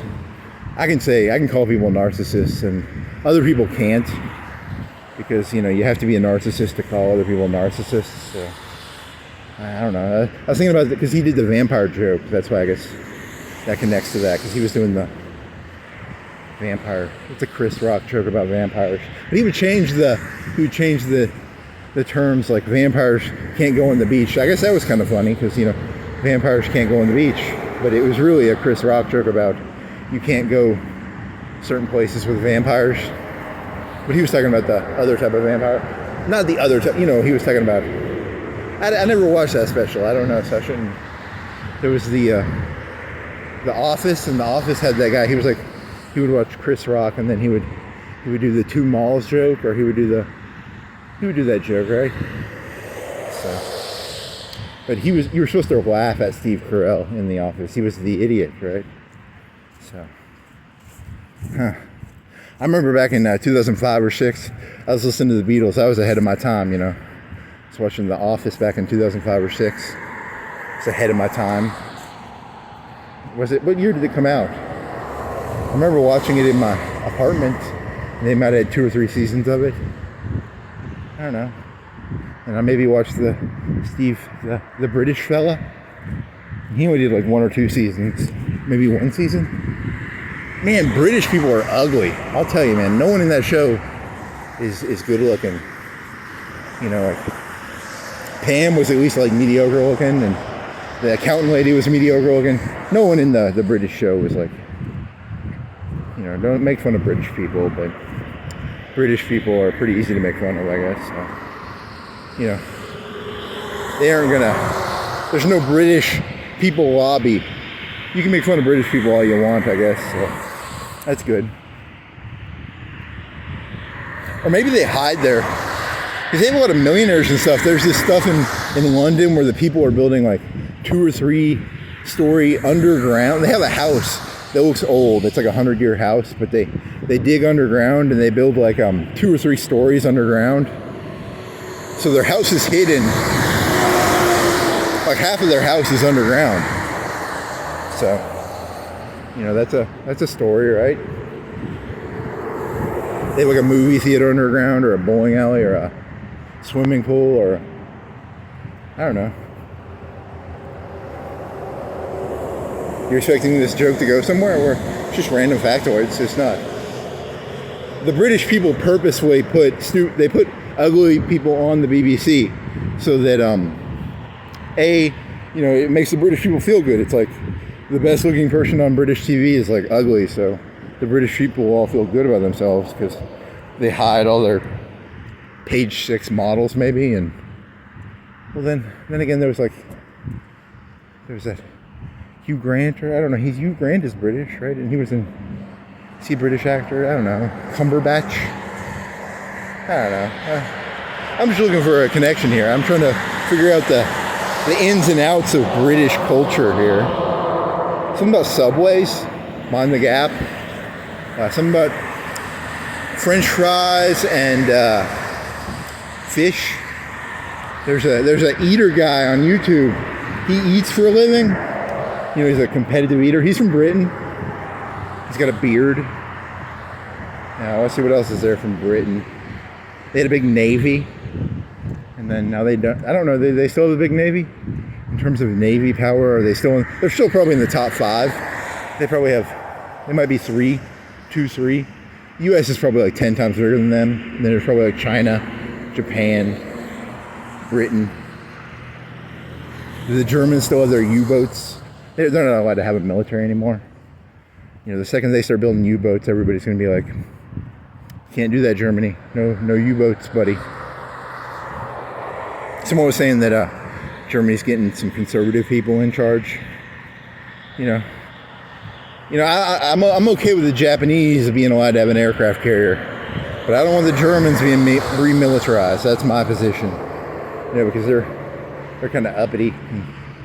They're losing all their natural gas, so they're gonna have a populist leader come to rise, probably. You know, because their whole industry was built on like cheap Russian natural gas. I don't want to get all Steve Zion on you. That's what Steve Zion said. I don't know if it's true, but he acts smart, so he's probably he acts like he knows what he's talking about. So he's probably right. He walks around, but he only does like 10-minute videos. I do like 2-hour videos where I walk around talking about heat. I don't talk just about German demographics or Chinese demographics or whatever he talks about. I go all the way. I go from Michael Mann to Steve Zion to bearded meats, or beard meets food, or whatever. He's something about a beard, and he eats. He can eat like 10 pounds of food. He'll go around just eating 10 pounds of food. And he's not fat or anything, because I think what they do is they eat like shitty foods the rest of the day. They have to eat like wheat bread or something they'd probably have to do a lot of cardio, because they eat like 10,000 calories or 20,000 calories in a sitting. So, you know, that's probably hard on your body. So, and then a lot of the really good ones are like these skinny little Chinese and Japanese people. So they can eat hot dogs. It's really, they teach themselves to expand their stomach, because that's really what it's about. It's about expanding your stomach. They'll eat like, I don't know if they eat watermelon, or they eat, there's a cheap food they can eat to train, and they won't gain weight, but they can expand their stomach. They can drink like water, I think, and that helps them expand their stomach, because water's pretty cheap. You know, you can buy a couple of gallons of tap water for a couple pennies probably. So they train using water and maybe vegetables. Probably vegetables. That would be a good way, a cheap way. And then you wouldn't get fat. Maybe carrots, or I don't know. It's a good question. It could be expensive. I mean, imagine every day you had to eat like 30 hot dogs or 50 hot dogs. That'd be an expensive thing to train. So you have to use water and celery and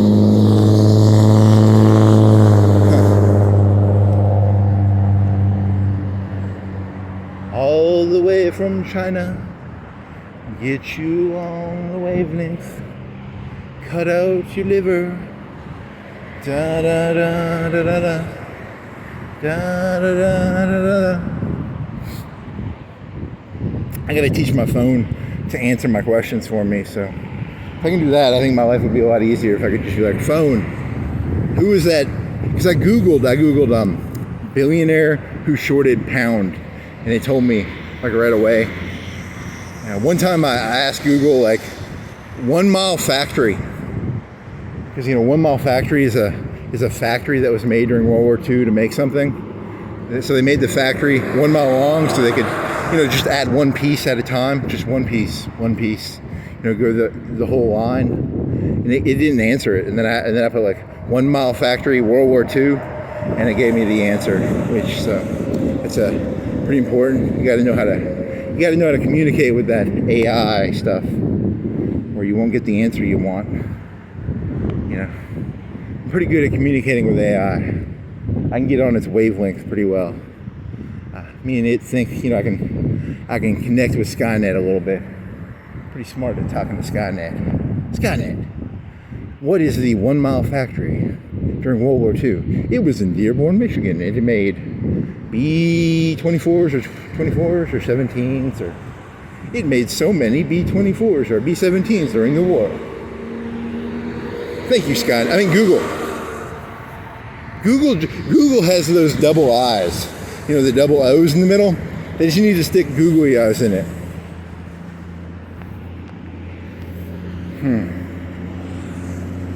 Googly eye. I think they've done that joke before, right? Like they've done the googly eye Google. So they'll put like little games in the Google thing. Google's got a sense of humor, even if it is Skynet or whatever. On a Civet AI, I took Motoko and I gave her red glowing eyes. So she's Motoko, but now she's a Skynet T800 because I took two things that were separate. I combined them together, because they're sort of connected, right? Like she's a robot, and T800s are robots. So pretty smart. I'm like a rapper. I can synergize and I can poem things together. This is what poems are about. You rhyme stuff, right? So it rhymes, right? So pretty smart. There's a Harbor Freight. They call it Harbor Freight because all the tools come from China. So you get the Harbor Freight. It's all Chinese tools, I guess. I wonder if that's true. I wonder why they call it Harbor Freight. That's what I do. I just walk around and I ask myself questions. Why do they call it Harbor Freight? Harbor Freight. What was that? That used to be a Chinese place over there. Was it something? Was it a Shoney's? I think it was a Shoney's. Then it became a Chinese place. Was it a Shoney's? It might have been a Shoney's. It might not have been a Shoney's. I don't know.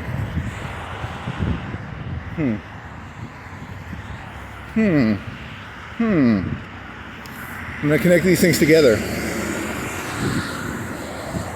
Oh, I could explain. There's a 6-hour Adam Curtis documentary where he talks about conspiracy theories, and they were talking about the guy who shot JFK, and he was,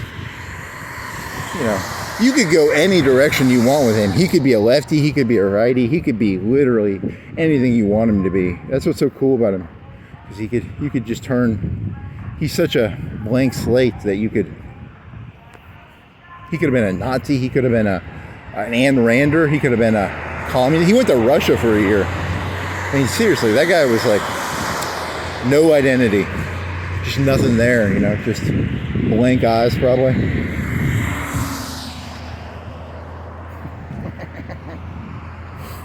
Blank eyes.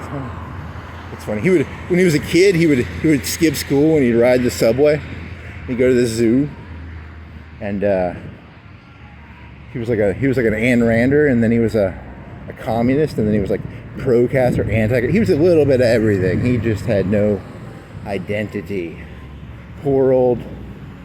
What's his name? What's the guy's name? Oh well. When you look in someone's eyes and there's nothing there, some people want to follow that. I don't know why. Why would you want to follow someone who, why did that dog want to follow me? Like, there's nothing in my eyes, so it's like, I will follow the blank-eyed human. There's nothing threatening. The dog wasn't threatened by me. I need to be more threatening. Then again, didn't that guy, he ended up no-scoping that one fella, so. He did it I bet he did it with a scope, but I mean, you know what I mean by no-scoping, right? Like, he 360 no-scoped is a slang term for a headshot, I guess? He headshotted some guy? I don't know. That's a weird question. Not Hinckley. Hinckley was the Reagan fella. He was... And then it was like he shot Kennedy, and then some other guy shot him. He was a strip club owner or a mobster, and then some other guy shot that other guy. It's just a bunch of people shooting people, It's a big shooting line. You gotta shoot the guy who shoots the guy who shoots the guy. It's a song that never ends. It goes on and on. Okay, that's a lamb chop joke. You're gonna turn it. It's a shooting. You know.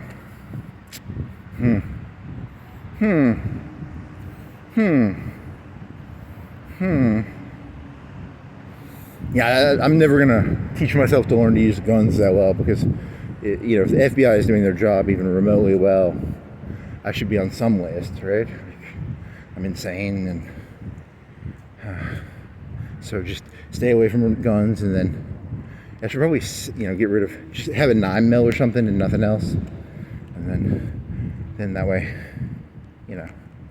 Didn't he have he had an Italian rifle and the lighting looked bad? He took a picture of himself. He was starting to pose how cool he was with his Italian rifle, and the lighting looks fucked up. Holy moly. Oswald, and his wife was Russian, and she regretted coming to America with him. He was a winner, you know what I mean? Real winner. She was like, shit, I should have hooked up with Ivan in Leningrad. She regretted that one. And these conservative people would hang out with them, because they were trying to learn Russian. So she was a fluent Russian speaker. So she would hang out with these conservative Russian people,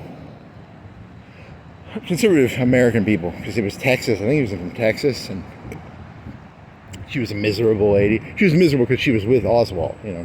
Oswald was a born winner.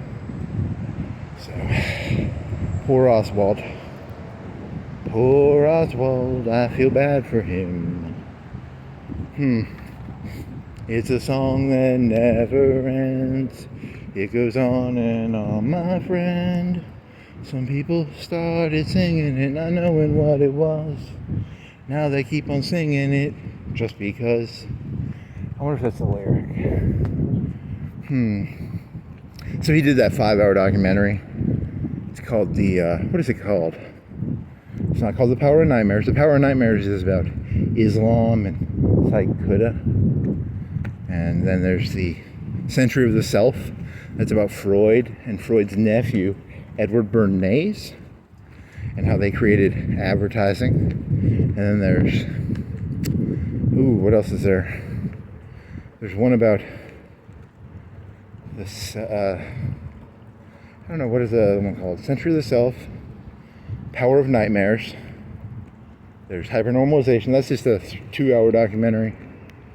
And there's Can't Get You Out of My Head. Can't Get You Out of My Head is a Kylie Minogue song. Can't get you out of my head. La la la la la la la la la la la la. She was 30. She was 40 when she did that song. She was okay looking. She had a slit dress, I remember. It would show her legs, but I think it showed her legs, right? But she was 40. She was in her 30s, 40s, I don't know. She was the lady from Greece, right? She was in Greece in the 80s. So la la la la la la la la la la la la la la la la la la. Can't get you out of my head. I do have an umbrella in my knapsack I could use. Is it getting rainy enough to use it? Do I use the umbrella? So, Can't Get You Out of My Head. 5-hour documentary. It's about Mao's wife. And Mao's wife she was an actress. She was kind of I don't want to say the word cunt, but she was kind of a cunt, and kind of a biatch. She was a power-hungry. She's a nice lady, And one of the analogies I remember is the Maoists and all the communists were in this. They had to run. They had to do this big march, and supposedly they were kind of like hippies. They were all fucking in this village they had. It's a big swinger commie community. It's kind of a fun idea. Bunch of commies doing commie wife swap. Next on commie wife swap. Stalin and Lenin. Did Stalin have a wife, or I know he had a son. think he had a daughter. I don't know, did he have a wife? I guess he had a wife, I don't know. His son got captured by the Germans and died. He got captured near, I think, Leningrad. And then his daughter, I think, came to America. And then Hitler had some nephews, and they got captured. They wanted to do Yakov. I think his name was Yakov. Stalin's son had a funny name, I think. Maybe? I don't know. I'd have to look it up. Yakov. Yakov.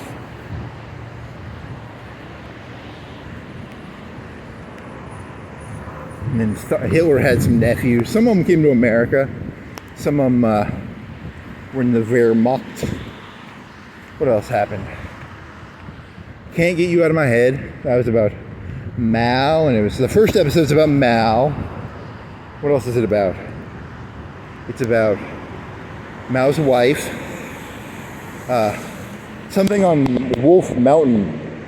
And there's a wolf on a mountain, and this other actress tries to upstage her, and then when Mao's wife gets power, she goes full,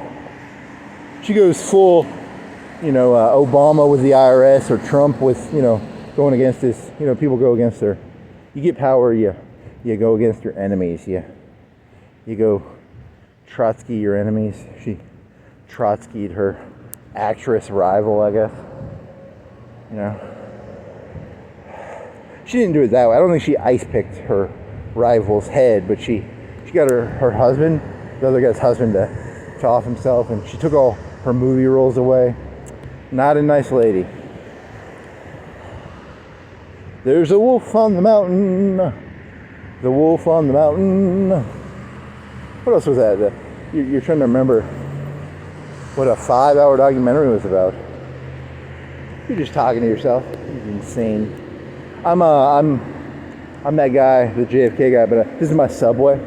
I just walk around. It's my subway. So I'm gonna go to the zoo, look at the animals in the zoo. As long as I don't get a rifle, I should be okay, right?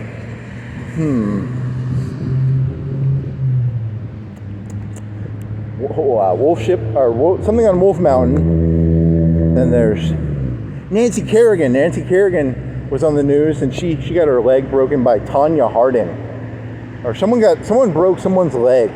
I think it was Nancy Kerrigan had her leg broken by Tanya Harding's boyfriend, and there's a plane crash with a bunch of figure skaters or something on it, and they all died. Like 40-50 people died in the past day or two. And my theory is that it's some skater's rival did it. That's my theory. I'm thinking ahead of the curve here. Thinking ahead of the curve here.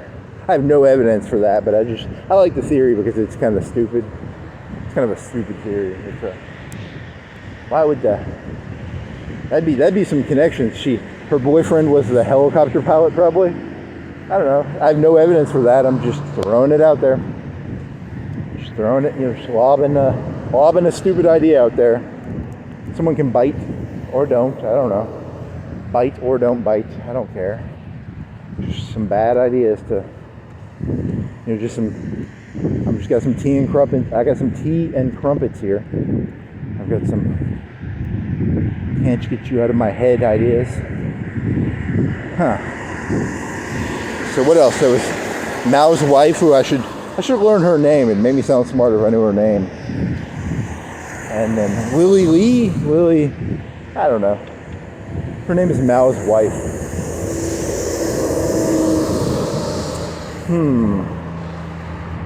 Mao, and then what else is there? Mao's wife, she was the one who did the thing where the teachers had to wear the signs around their neck saying, like, I'm a Marxist dissident. So it's, you break the people, you want to break the middle class. You want to get the teachers and the people who think you gotta get them in line, right?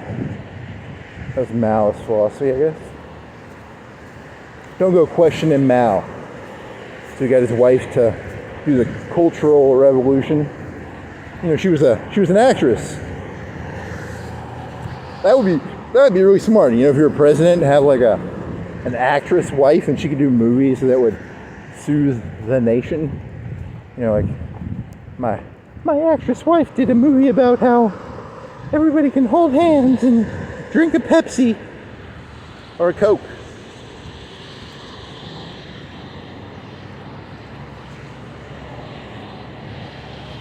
I'd like to buy the world a Coke and Pepsi.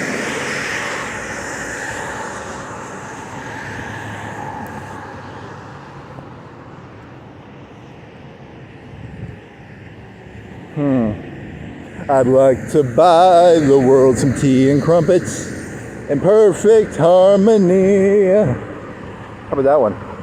Does that work? I'm just gonna keep scratching my face. Even it's not really itchy. It's just it's a gimmick. It's a gimmick. It'll work.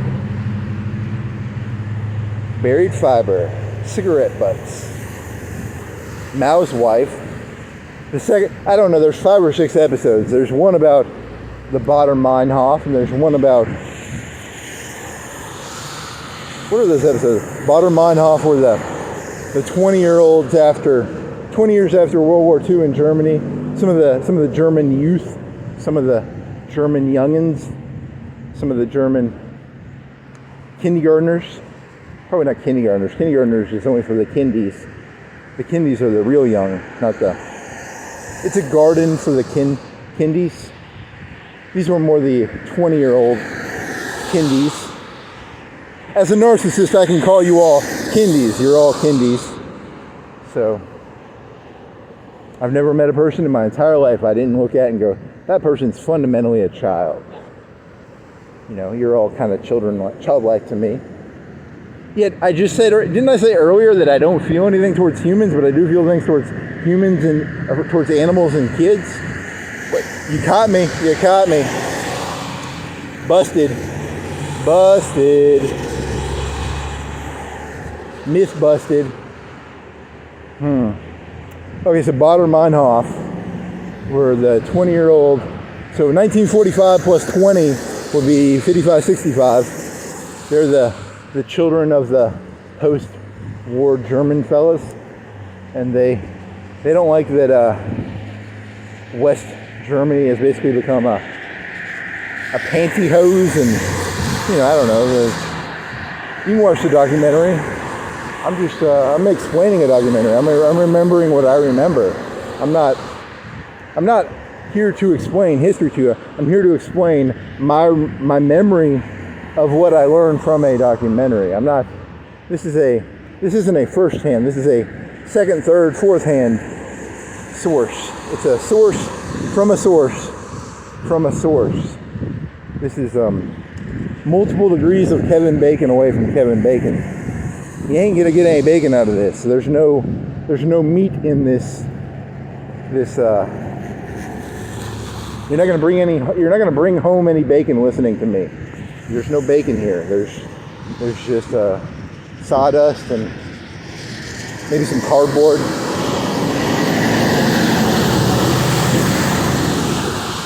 Sawdust and cardboard. You feed them sawdust and cardboard. You get them on your wavelength. You feed them sawdust and cardboard. You cut out their liver and heart. You sell it to a Chinese millionaire.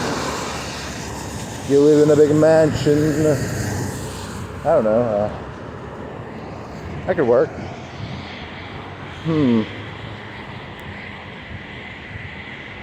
I don't think many people are gonna know the song "Feed Them Tea and Crumpets," and then, you know, because I'm trying to turn that into a chorus for this joke set. That's gonna be the chorus. You know, anytime I forget where I'm at, I just start singing that song, and it will guide me. It will be my North Star that will get me back on track. Da da da da da da. Feed me tea and crumpets.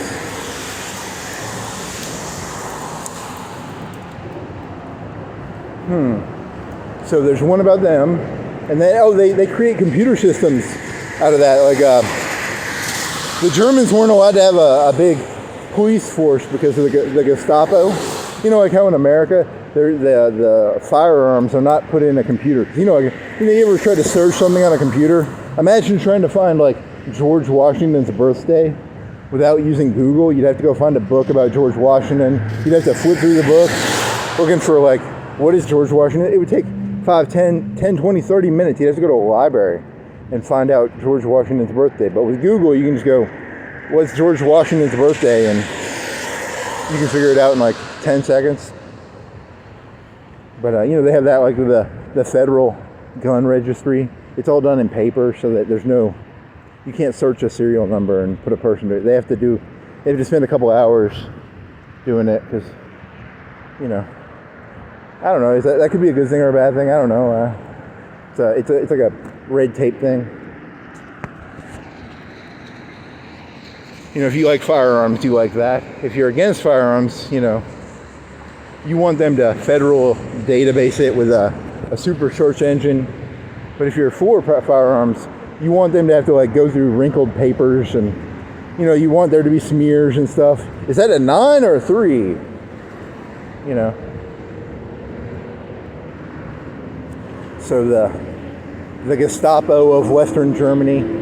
The Stasi is the East Germans. I don't know what the West Germans were.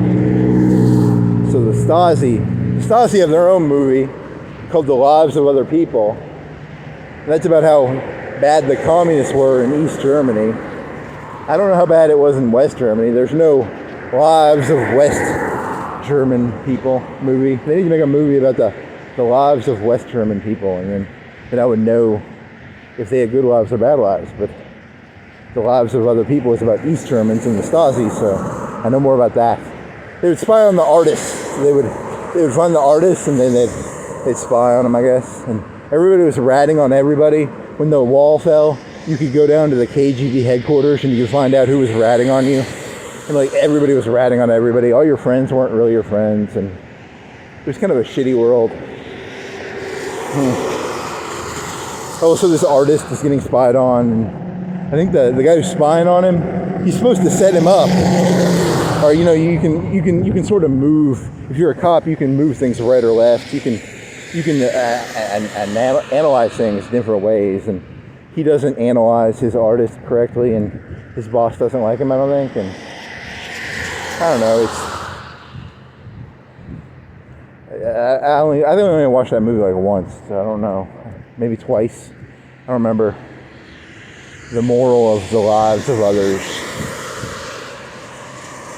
So, what happens? The West Germans create a computer network to spy on their people to some degree, because it was like a really weird thing, because like the Baader Meinhof, they had like 80% support among the population. You know, it'd be kind of like during Prohibition, if you want to, you know, like let's say 60% of people in Prohibition were like, they don't care about if you drink or don't drink.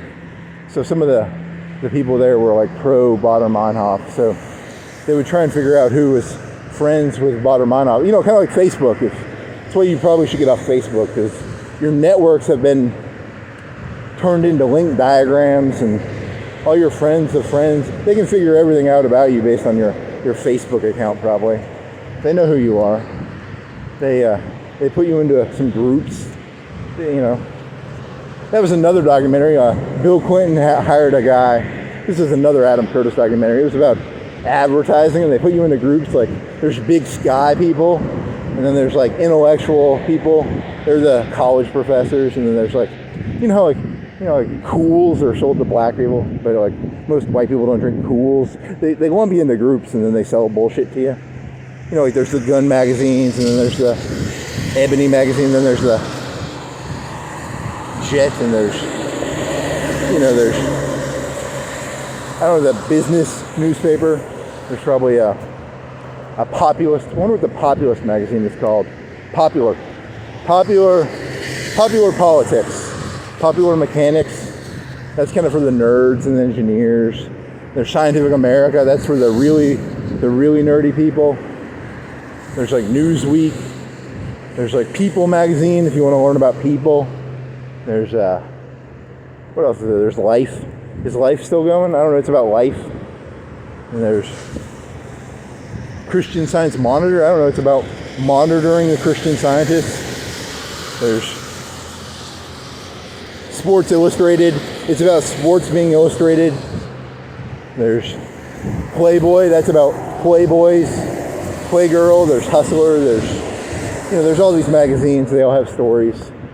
They're selling to the big crowd, the big Sky crowd, or like Duck Dynasty would be like I think they were the big Sky people. That was the people who owned like not ranches, but like hunters and people who owned like 40 acres, and they own like 4-wheelers, and they go hunting in the woods. And I've never watched Duck Dynasty, but I'm assuming they're hunters.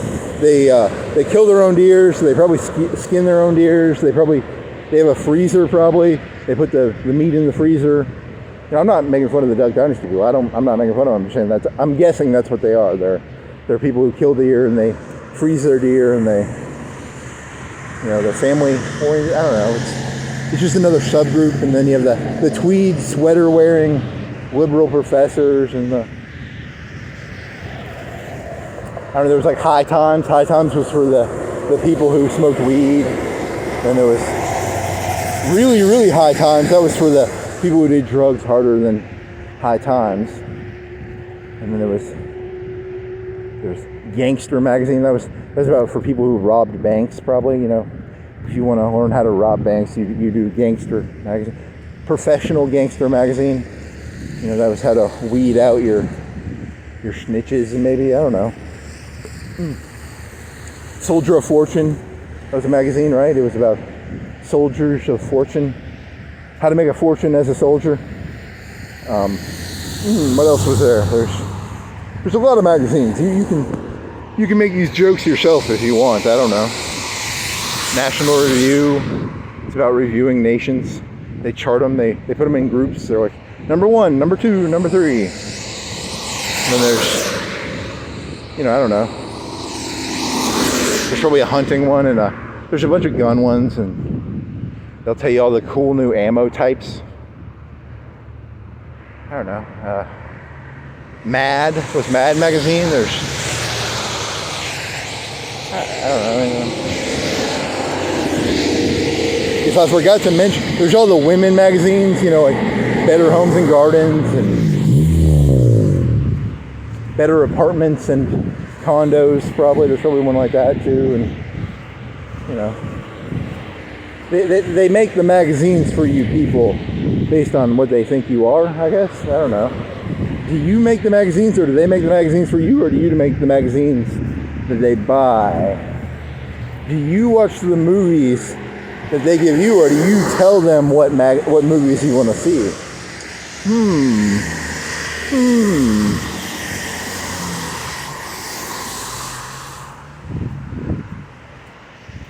Both are true? Neither are true? I don't know. Those Duck Dynasty people will kick my ass. So they scare me a little bit. They got that.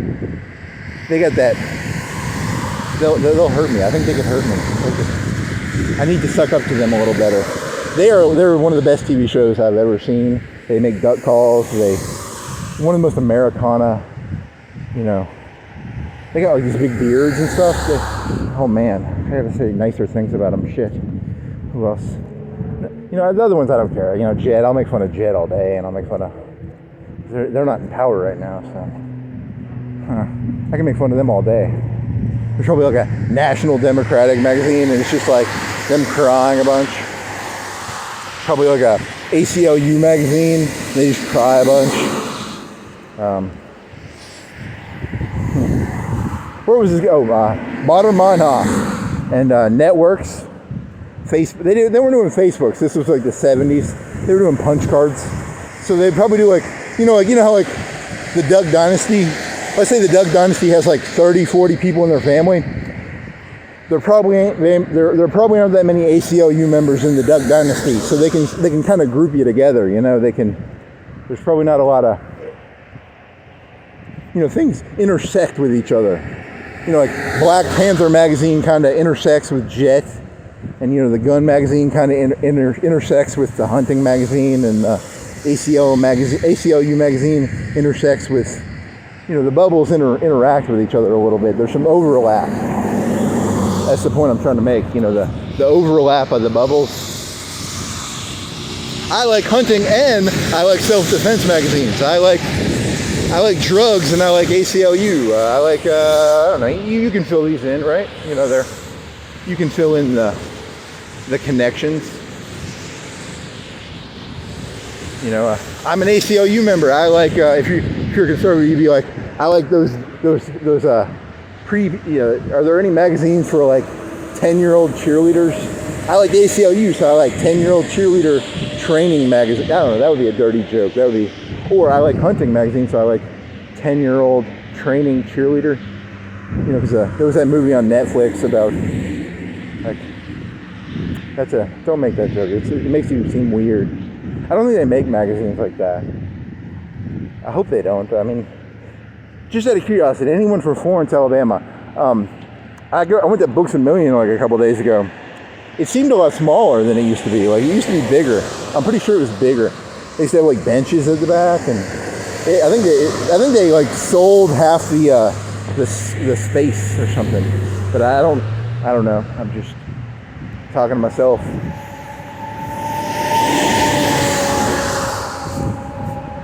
It relates to my magazine joke, because my magazine joke is about bubbles. Is there really a joke there? There's not really a joke there. It's just an observation.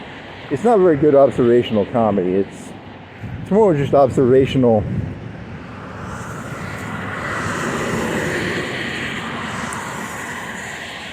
It's not comedy. It's just observation. Yeah, that should be a job. Just observationist. I'm not a comedian, I'm an observationist. Just paid to look. Just I'm a looky-loo. Just walk around looky-looing. I'm like that dog. I just walk around. It's that robot's big day. I go around pissing on random mailboxes. If my ribs are broken in the next day or two, it was 100% that one group of people, probably. You pissed the Italians off earlier. It could be them. When I get my ass kicked, I won't even know who it was. I'll be like JFK. Was it the mafia? Was it the Cubans? Was it Russia? Was it the Republicans? Was it the mafia? Was it,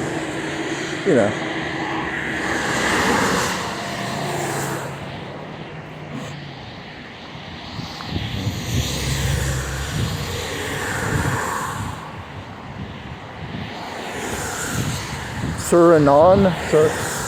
So that was the guy who killed JFK's brother, right? It was something it's like Indian.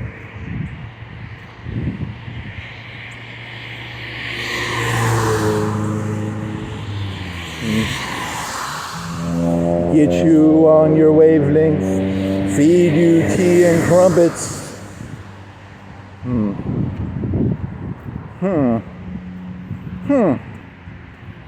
There's some connection here. If I can put the strings together, I'll get there. I'm gonna, I will choke until I swallow. I don't think that's what that song's. I wonder what that song's about. Rest your trigger on my finger.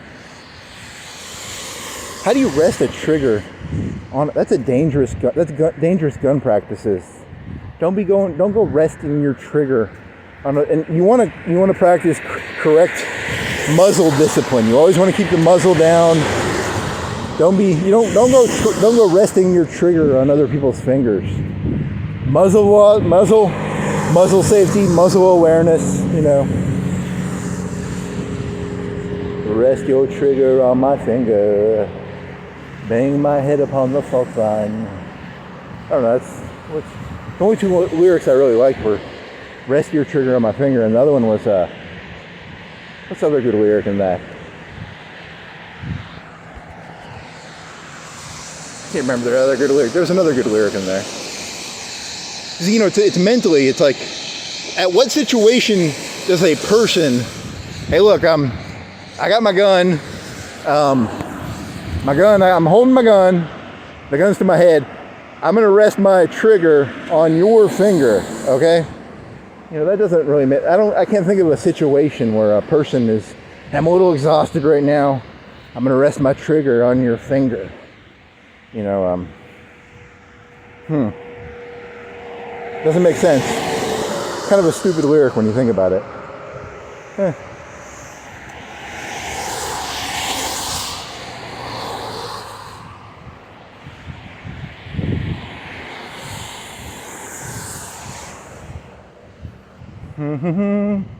Duck Dynasty. There's one people. Republicans, Democrats. Who else can I go after?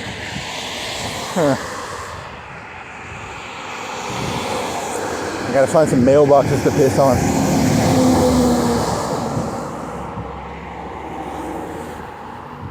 So they create like a punch card Facebook in the West Germany. It's an early Facebook. It's punch card Facebook done by the police, and they kind of root out the Baader Meinhof doing that because people are statistically, I have a hard time imagining Chelsea Clinton is like a hardcore Republican, and I have a hard time imagining in 10 years Barron Trump is going to be, running for the Democratic something or other. You people, you got some patterns going on there, maybe, or maybe you don't. You guys are free. You can do whatever you want. I mean, you have a choice. So that was the end of that one. Then the Baader Meinhof, they would kidnap the industrialists, the Krupps. I don't think it was the Krupps, but it was and they killed the guy, and then I think there were some shootouts where the Baader Meinhof people got killed too. And then I talk about the Baader Meinhof because it's the only terrorist group that I can think of where you can see naked ladies who are terrorists, which is like fucking dope. That's my thing. I don't like it when the terrorist. I like it when a terrorist has some like flower. They got like pictures of themselves wearing flowers. You can see their. I don't know. That's not really. It's more of a joke. I don't think it's really an observation. It's more of just how many. There's no Miss Palestine where you can see Miss Palestine's breast, right? That's why I don't like the. I'm assuming the Israelis are more open to. They got a Miss Israel. They probably have a Miss Israel contest where all the provinces of Israel they come out wearing bikinis and stuff, and I can support that. I don't think they have that in Palestine. In Palestine it's like Miss Burqa. I don't know. Probably. I'm not an expert at Palestine. From the river to the sea, everybody will wear burqas. I don't even know if that's true. Is that? I don't even know what. Are they even Muslim? They probably are. And the winner is, I can't tell the difference. It's who has the most elegant burqa. At least in the Israeli one, it's like the ladies have to like go to the gym a little bit and they have to be skinny, and they probably do like leg exercises, and they have tans and stuff, and they have like, it's the teeth.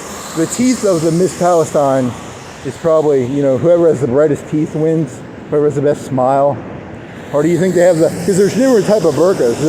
There's some where there's like some of them they show the face a little bit, and then some of them there's a thin mesh. So whoever's teeth look best through the mesh wins. There's a big teeth whitening group in Palestine. Whoever, because that's the person who wins the Miss Palestine. Whoever has the brightest teeth. Whereas in Israel, it's just like the Miss America contest. It's like, she's some co-ed with a tan and blonde hair and probably olive. I think they have like olive skin. Like there's some pretty good looking Israeli women. So, maybe if the Palestinians did a better job of showing some Palestinian pretty women, maybe I'd support Palestine a little more. But I'm pretty sure I've seen more pretty Israeli ladies than I have, because that's what, as a shallow person, that's what I'm gonna.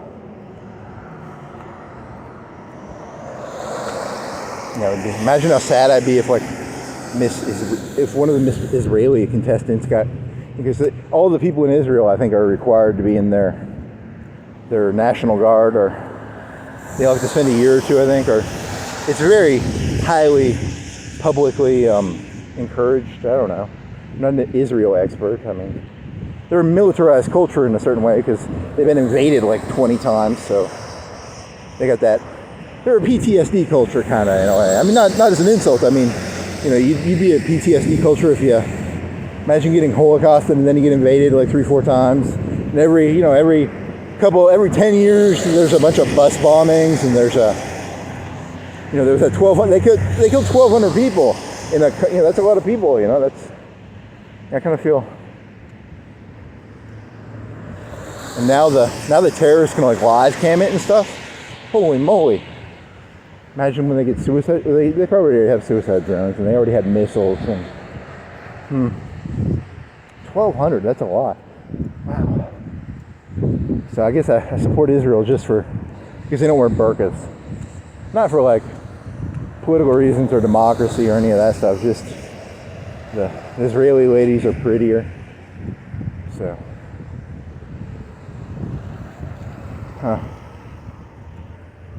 Miss Palestine. Now, that would be like a betrayal of Islam, though, right? Like if they started doing like Miss Palestine, it's like hustler level calendars.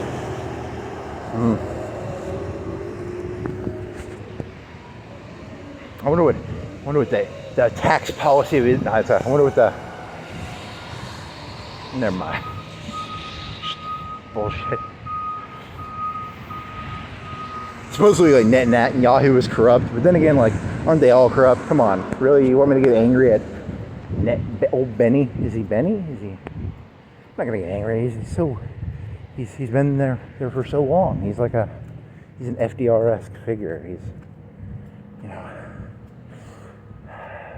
Or is he gonna get kicked out because they're gonna blame him for the intelligence failure, right? Or what's gonna happen to him? I don't remember. I think I've heard someone who sounded smart give an opinion about it once, and their opinion was he's going to get kicked out. But it was comedic because it was all the left wingers who got. It was like a music festival, so it was probably all left wingers. The Palestinians and the Israelis are the same people, and then 1,200 people dying. It's like probably 800 of them were lefty, taking acid at a music contest. And is that a glider? Or am I on drugs? They end up in the back of a truck in the bottom of a tunnel. You just militarized a bunch of hippies. God, man, why would you do that? That was the stupidest thing you could do. Palestine. Ooh, there's a conspiracy theory. Netanyahu did it on purpose to militarize the leftist.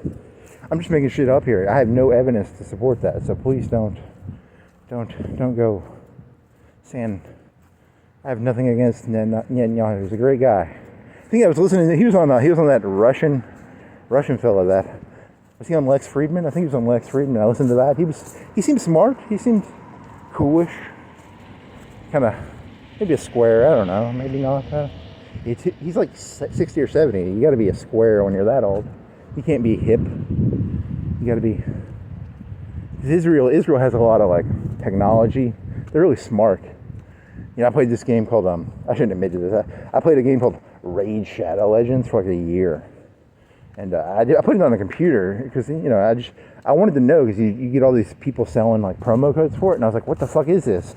And I even knew it was a terrible game before I played it. And it was made by like an Israeli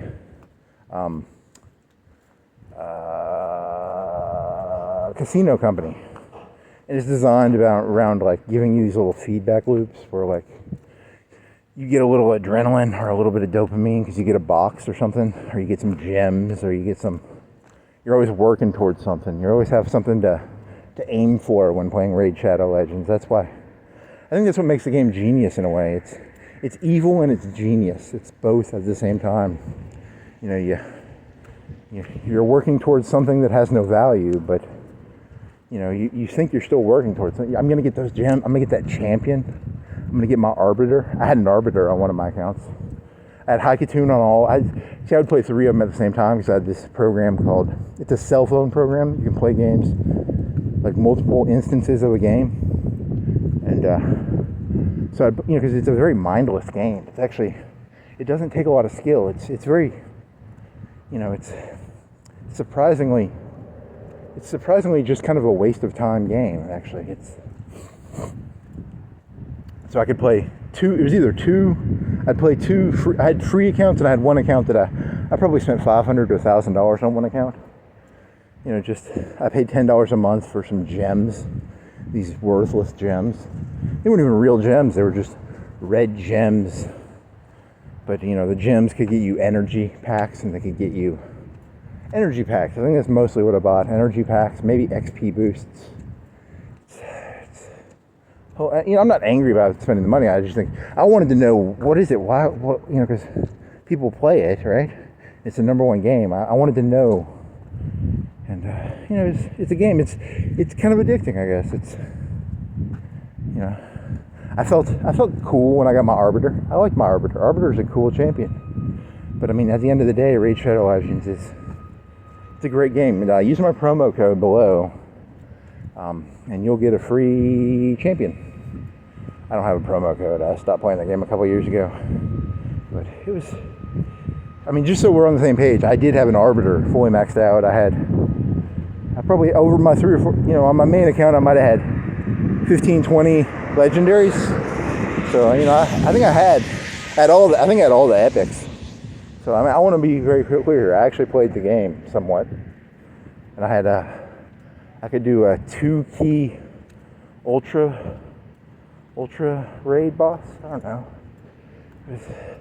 The game was it was genius. It was devious and genius at the same time. It was kind of like my tea and crumpets analogy. It's smart and it's evil. It's both at the same time. Raid Shadow is going to shoot me. Now, I'm not insulting you. I'm saying it's genius how the game is made. And yet, it was exhausting to play sometimes because it would be like I'd play it and it was just like, it was a grind. It was literally a grind to play, but then sometimes you'd feel some sense of accomplishment. You get something. You roll. See, they have these things where you roll. It's like a roll.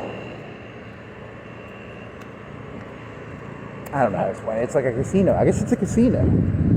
It was a casino, and to be 100% honest, I never spent any money. I had the money to spend on it when I spent it. So I'm not complaining about the money I spent. They earned my money. In my opinion, they earned my money. So I'm not. If you want to play it, play it. It's very. I learned something deep that day when I played. I played that for like a year, didn't I? Holy moly! It's one of those games you can listen to YouTube videos while playing it. It doesn't take all of your concentration. It's a side. It takes like half of your conscience to play it. But sometimes it takes all of it. Like they had these things where you had to run numbers. You had to do a bunch of number speed shit to get your speeds in line. So it was half easy as shit, and then half of it was like these geniuses doing speed shit. Was it in Ukraine? I think the game came from Ukraine, but it was owned by a Israeli gambling company. I shouldn't speak if I don't know what I'm talking about. So I'm gonna have to delete all my videos and everything I ever said. So, shit. Or maybe that's just, that's anti-Semitic propaganda I heard somewhere, and I'm spreading anti-Semitic propaganda because it's not owned by an Israeli casino company. That could actually be propaganda, right? Because it could be. That sounds like something you'd say if you're anti-Semitic. I don't like something, so it's owned by an Israeli casino company who's designed the game to feed on my dopamine receptors and something. I don't know. Sorry. Where was I going with this? Bader Meinhof. I watched a movie on them. There's a documentary. Israeli. They went to like Palestine and they trained with the Palestinians, but they were like German hippies. That's kind of funny. They got in trouble because they would like suntan nude, and the Muslim fellas would be like, "You cannot be nude in Palestine." So, that's kind of funny. That's why Bader Meinhof's funny. I'm not supporting them. I'm saying they're just funny. It's funny to imagine, a terrorist group where there's naked ladies sunbathing, and the other terrorist group is like, we are very conservative. We want you need to cover no sunbathing in basic terrorist training camp. Huh.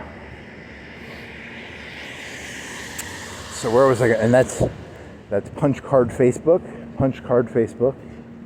which is also called. There's some program in the Wire. There's a program for making link diagrams.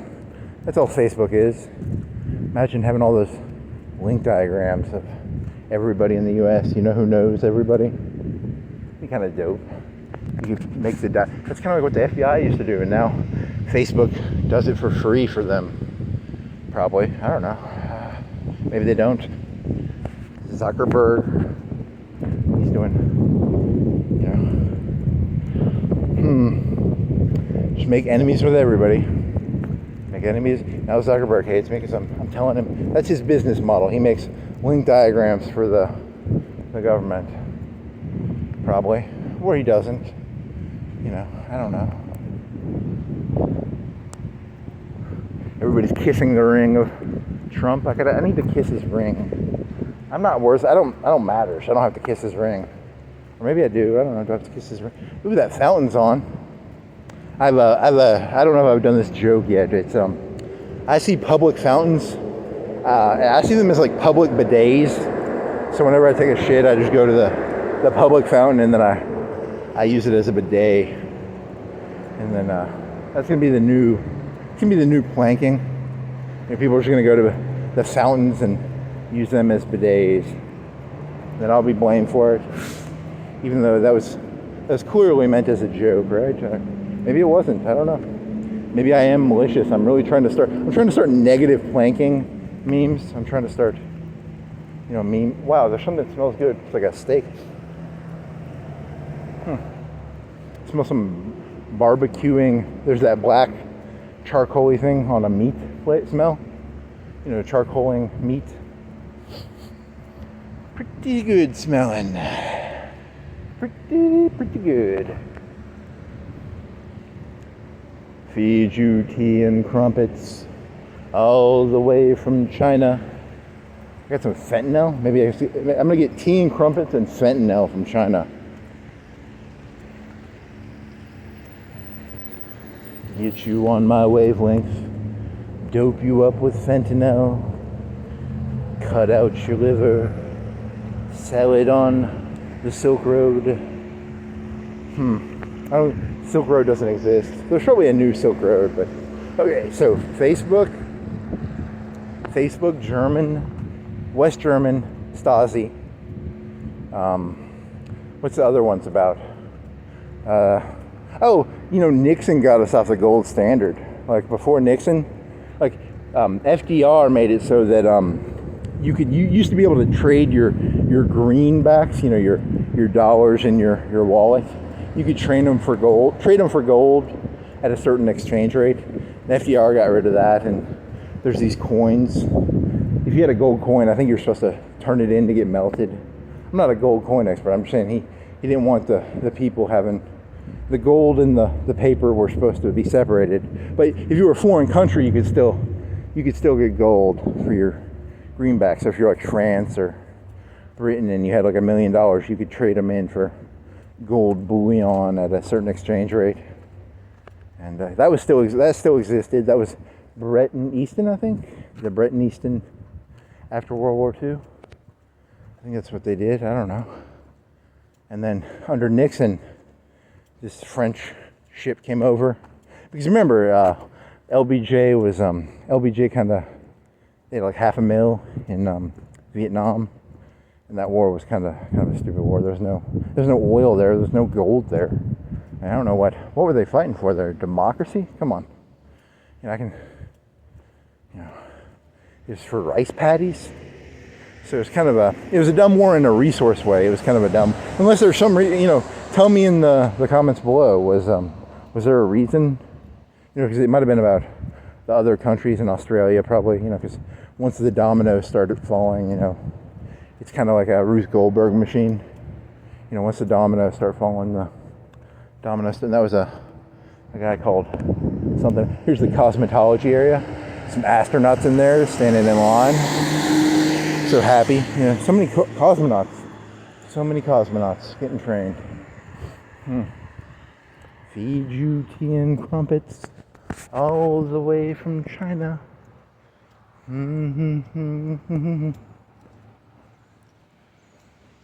So then Nixon got America off. You know, foreign nations could no longer trade their gold for their money for gold. You know, it's like, you ever seen one of those trade your gold for money, or money for gold? You've all seen that, right? And it's Nixon outlawed those, I guess. So now the U.S. currency was in free float. You know, it was all. It's not called confetti money. It's called.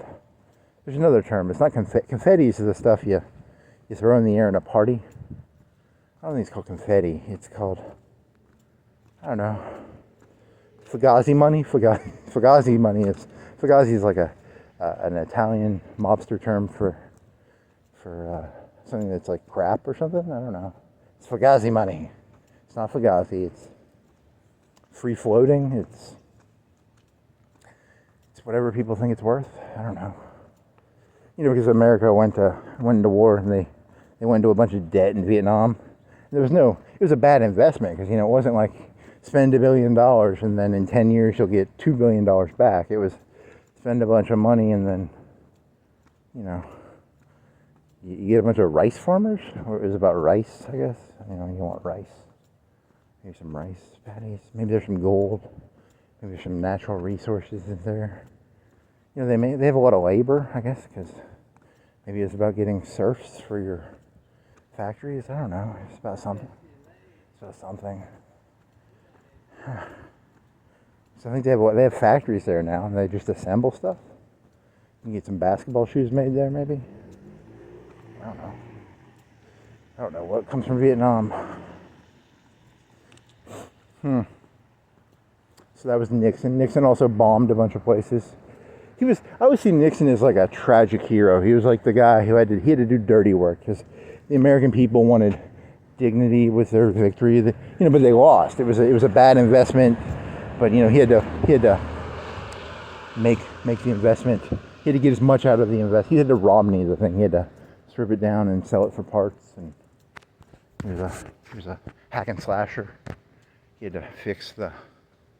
So, I mean, who wants to take people off the gold standard? All the right wingers love the gold standard, right? It's pissing them off probably, and he's pissing off people, and he's bombing countries he's not supposed to bomb. And he's the tragic hero of our time. I think Trump is the tragic hero too. I think he's gonna have to do all these things that are nasty, but in the long run are, you know, he's the bad cop. Not a bad cop. He's playing that. He's not a literal bad cop. He's not like, you know, the bad cops would be, you know, like I said, that'd be like a Rodney King thing, like they're bad cops. This is like bad cop. Well, maybe were they bad cops and they were bad cops for a reason.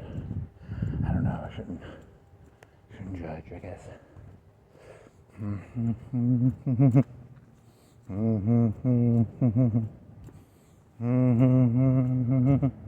Their fountain is not on. The fountain at the park is on, but not the university park. What does that mean? I want to use a bidet. I need a bidet to use. A bidet. Get you some bidet. So then what? What happens after that? So Nixon's a tragic hero? Or I'm just trolling you and trying to turn a villain into a hero? I don't know, one of the two. So then what happens? That was about bought her mind off. Facebook, punch card Facebook. And then the other one's about money. Money, right? Money enters everything. Money enters everything. I think the Baader-Meinhof people, they were in prison and they committed suicide together. That Gudrun Esslin, she hung herself, and the other fancy fella did too. It was like a Bonnie and Clyde. They were Bonnie and Clyde. They were sexy and carried Tommy guns probably, and they were cool. They were cool terrorists. They were hip. They were the it crowd. So they killed themselves in a big, it's like a skyscraper prison, I think, or a mini skyscraper. I don't know, not a skyscraper, but like a 20-story, 15-story. So then what happens? I don't know. Facebook's like 20 years, 30 years away, so.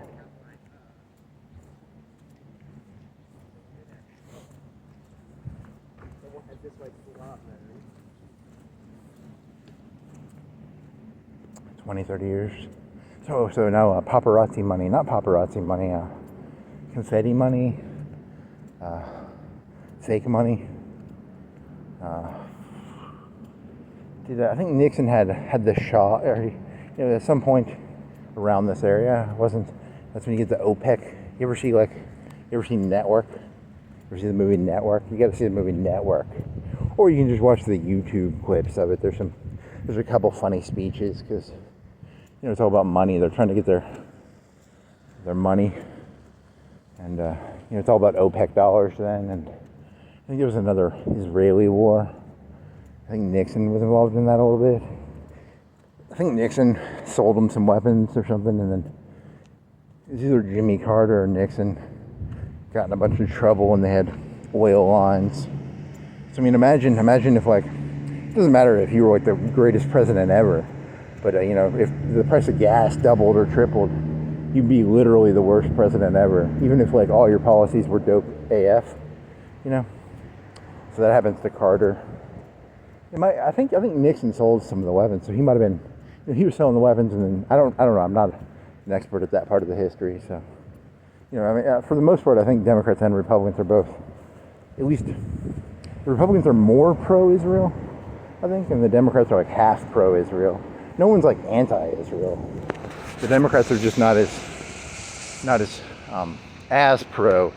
They're half pro-Israel, whereas the Republicans are like, Judgment Day is going to happen there. They're looking forward to Judgment Day in a certain valley in Israel, so they have to support it. So I think they're more pro. They sell more weapons, I guess. So I don't know.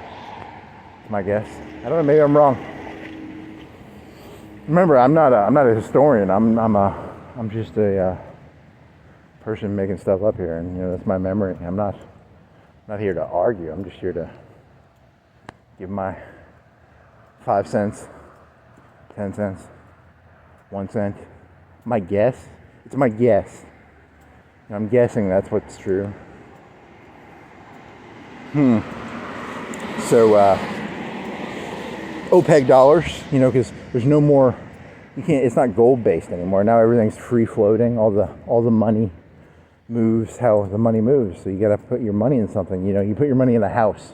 You put your money. If you buy a car, your car's worth half as much in like 5 years. I don't know the car numbers, but statistically, right? Like you lose like a quarter of the value of your car the first year. I mean, isn't that how it works? Or if you buy a $40,000 car, a year later you can normally sell it for what, 30, 35?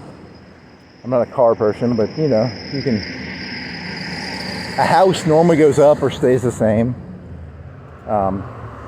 Stocks normally go up like 5% a year. Over like a 20-30 year period, stocks go up like 5 or 10% a year. But that's a long period. You have to do the long gamble, the 20-30 year gamble on that. So,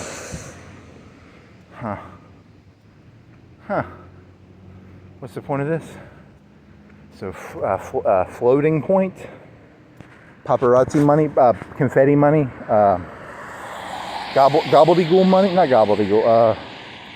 There's a term for it. There's a species money is when it's based on like a metal. I think it's called species money. I don't know. There's some gold guy out there who'll tell you. Back in the old days, it was about gold. The old Spanish, they had the silver galleons and the gold galleons. There's probably some YouTuber, he'll tell you how to get pay dirt and turn it into gold. He's probably selling pay dirt, but I don't know. He's probably selling the machines to do it, I don't know. There's some chemicals you have to use, probably. Some pan for gold, I don't know. All the way from China. Get you on her wavelength. Feed you tea and crumpets. Species. You're not really going. You're slowing down here. You gotta set this up here. Where's this going? Buttermeinhof. Gold species. Huh. OPEC. There's like the OPEC dollar.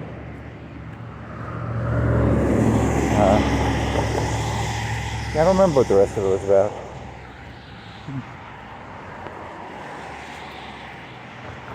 I gotta pee. Shit. Gotta pee. Gotta pee. Oh, I think there's a bathroom at that soccer field. Is there a bathroom around here? Is there a bathroom around here? Get you on the urinal, piss in the urinal, get all flush the urinal, Smirnoff little bottle. All the way from China, get you on the wavelength.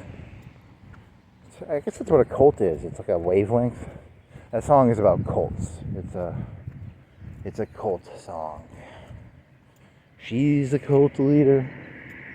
She'll get you on her wavelength. Wavelength. There you go. There's a connection here somewhere, right? Connection here somewhere. Connection here. Straw. There's a straw. There's a guy with a car. Not trunk. What's the opposite of a trunk? It's a front trunk. Hood.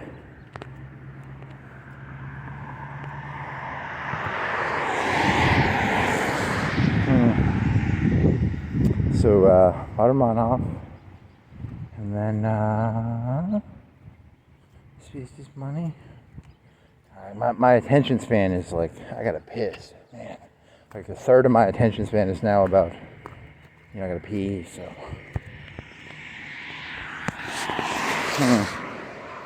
There's a bathroom around here. Either that or I'll have to pretend to be the dog. That'll get me arrested, or it'll get me put down. I think it'll get me put down. It's me winking. If you publicly pee. I had this joke I was thinking about, you can trump up or trump down a charge. You can up a charge or down a charge. I don't use trump as, but you can take a charge and go up or down with it. I've heard stories of people who were DUIing and they only got something smaller because, the cop looked the other way. There's that gray area in rules, I guess. And, if I took a pee in public, it'd be, I have to put myself on a map, and it's a nasty map. You don't want to be associated with those map people. Map quest people. So, map quest people get you on their wavelength, get you in their community, put you on. What was the Netflix documentary I was talking about? There's something about it was either gymnasts or cheerleaders on Netflix. I don't have Netflix, but it was like a disgusting documentary that got in a lot of trouble.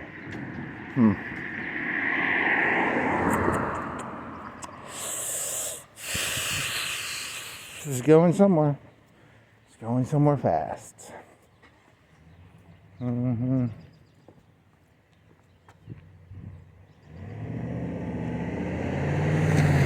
got a Yukon. He's from the Yukon. He's from the Yukon. He's driving here from Alaska. A Yukon is not a car from Alaska. It's actually just the name of a car. Huh. there's a bathroom around here. So there's a McDonald's. Then I have to buy a Coke or something, right? What is is it a rule you have to buy a Coke? If you use their bathroom, you have to buy a Coke or a fry or something. Otherwise, that's looked down upon. It's the unofficial rule. If you're gonna take a number 2 or 3, you have to order a Whopper or a Big Mac or something. I don't know. I don't know if that's true or not. Maybe.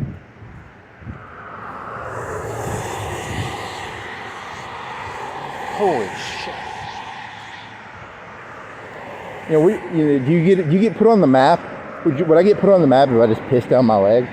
I'm wearing shorts, like some basketball shorts. If I just piss down my leg, do I get stuck on the map for that, or do I?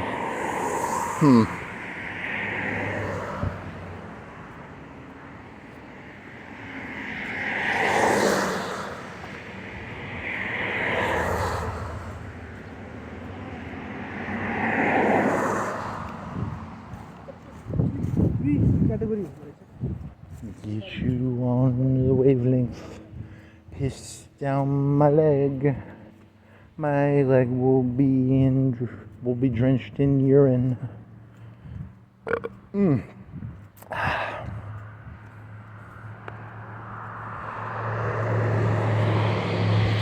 There's a McDonald's wrapper for the nugget sauce on the ground made out of litter. It was is teal though? What's the light blue?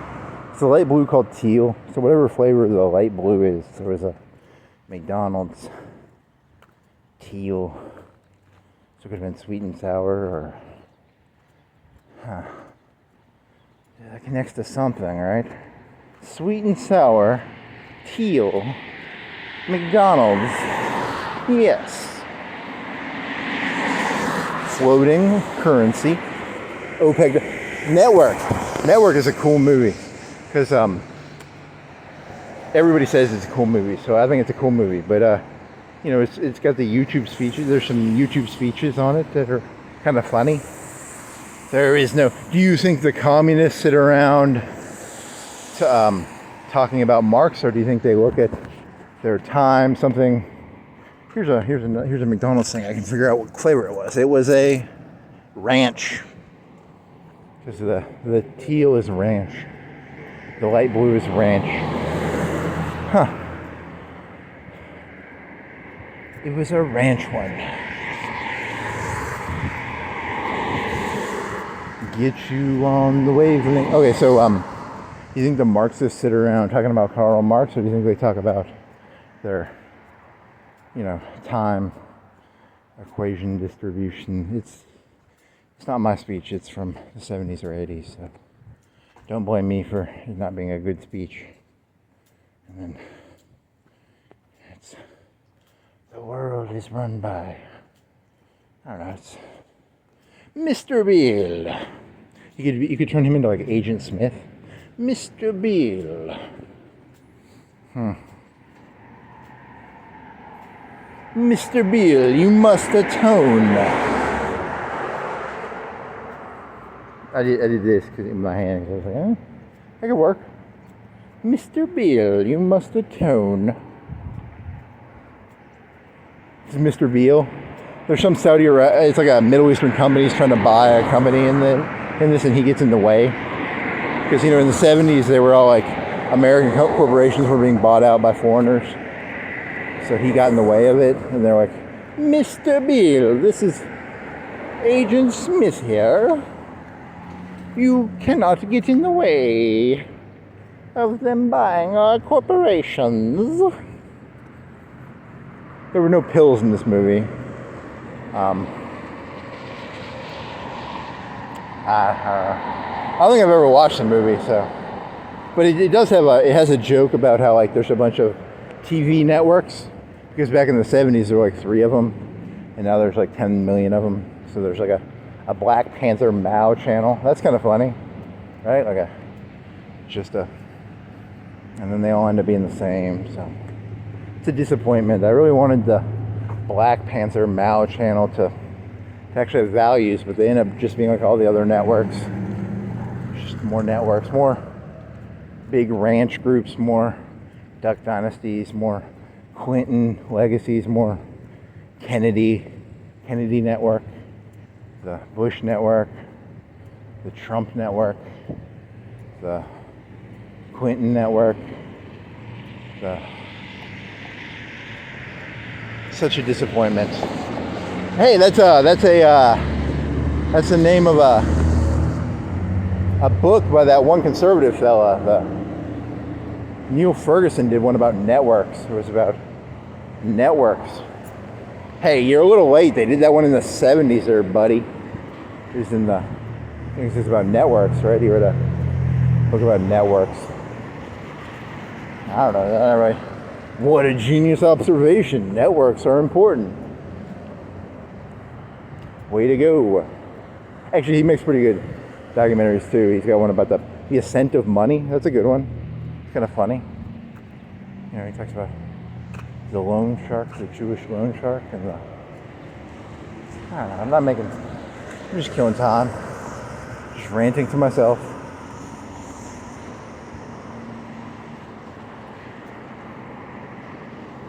All the way from China. Get you on the fentanyl. Get you on the tea and crumpets. You'll really like the tea and crumpets. Just get on my network. Once you're on my network, join my Patreon. After you get on my Patreon, don't forget to like and subscribe. Leave a comment. And make sure you give the thumbs up. And make sure you come to the local meetings and rat on your neighbor. And make sure you... Okay. See, the premise of the joke is I keep going farther with the song. So it starts off nice and calm, and by the end I'm basically I'm that McCarthy guy from the 50s. You know, I'm telling you rat people out, and it's a network. I've connected a song about tea and crumpets to fentanyl and a network. I'm connecting networks to cults. All cults are networks. All networks are cults. Maybe. Whether it's the Duck Dynasty. Why are you making fun of the Duck Dynasty? Why are they in your head? They're in my head. I've never even watched the show. I saw it, like the guy had a beard. And it was very. They seemed like people who hunted deer and had a deer freezer. I'm jealous. I want a deer freezer. I actually do. I kind of want some freezers because sometimes I go to Publix and they'll have like these buy one get one free pizzas. And they're like $3 each. And I want to have like a whole freezer of just like $3, you know, rising crust pizzas. So I'm secretly jealous because that's what those sort of people are. They're the ones who have the chest freezers. And they have like 100 pounds of food in their chest freezers because they're smart. So that's why I'm shitting on them right now. I need to get some chest freezers and a generator. I need to get some guns and some. I don't know. I don't think I need to learn to hunt deer, but I mean I could. But I'm gonna stick with the chest freezers first. The chest freezers and the generators and the guns. Then I'll learn to hunt. I'll become a soldier of fortune. I'll learn about all the ACOGs and all the, because, here's the thing, I was watching there's this thing called The Onion, and then there's this new one called the Babylon Bee. And the Babylon Bee has this skit where they make fun of how stupid liberals are at guns. And I'm not, it's like, here's guns, there's, what should you know about guns? There's the caliber of the gun, and there's always some new caliber being made. The U.S. Army, I think, is doing a new caliber of rifle. So, is the Babylon Bee going to make fun of me because I don't know the new caliber name? Because they were making fun of liberals for they would mix up clips and magazines, and then they were doing the easy, low-hanging fruit. The low-hanging fruit would be, there's some guy, he went to a shooting range, and he was like, he felt he had PTSD from just hearing a gunfire, and you're just making fun of the low-hanging fruit. There's always low-hanging fruit on the right and the left, right? There's some retards on the right and the left, aren't there? So you're just making fun of the retards on the left. I was working at a place once, and there was this racist guy. I'm pretty sure that if all the N-words died, that guy still would have been a fucking loser. You know, if you're a rightist and you can't look at your audience and go, that guy would be a loser if all the black people died. And he was a racist, so that's how I'm doing this. If you're on the left and you haven't figured out that, you know, if they redistributed the wealth, this guy or lady would still be a loser. You know, you're being too much of a cultist. I think you're getting too much into your cult. You know, because statistically, there's some pieces of dog shit on both sides there. So, then again, or maybe I'm just trying to divide. I don't like any cult. I'm against all cults. I'm against all groups, because all groups are cults in my brain. Okay, so there's a bathroom right here, maybe. Yeah, I was so angry I got distracted and I forgot I had to pee. Nice. Oh, there's pee down my leg. I'm joking. There's no pee down my leg. All the way from China. I like this. This is a good connection. It connects that song really connects this rant. This 3-hour insane delusional bullshit is all connected by a beautiful song by, you know, I think Leonard Cohen. I don't even know who's on it. I don't know who the fuck sang it. All the way from China, da da da da da da, get you on her wavelengths. Is there a bathroom in this park? It's a soccer park, so there should be a bathroom here. So I will not sexually identify as a dog today. I will be a human. The doors are going to be locked. That's my guess. My money's on the doors locked. Is there another bathroom right now? I think. Where's another park? Is there another park? There's the one down by. That's pretty far away. There's the one by the other park. That's kind of close. That's half a mile away. I could make that if this is locked, or if they're both locked. Get you on her wavelength, feed you tea and crumpets, all the way from China. Da da da da da da. Da da da da da da. I'll do the same thing I did last time. I'll just leave it outside. That way, no one thinks I'm peeping on the. I'm not looking for dick pics and M&M. All my jokes will just be insider jokes. No one will get that joke with me. And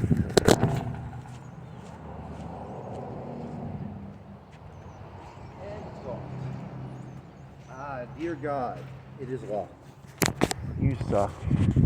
No pee-pee in the soccer park for you. No pee-pee in the soccer park for you. No pee-pee in the park for you.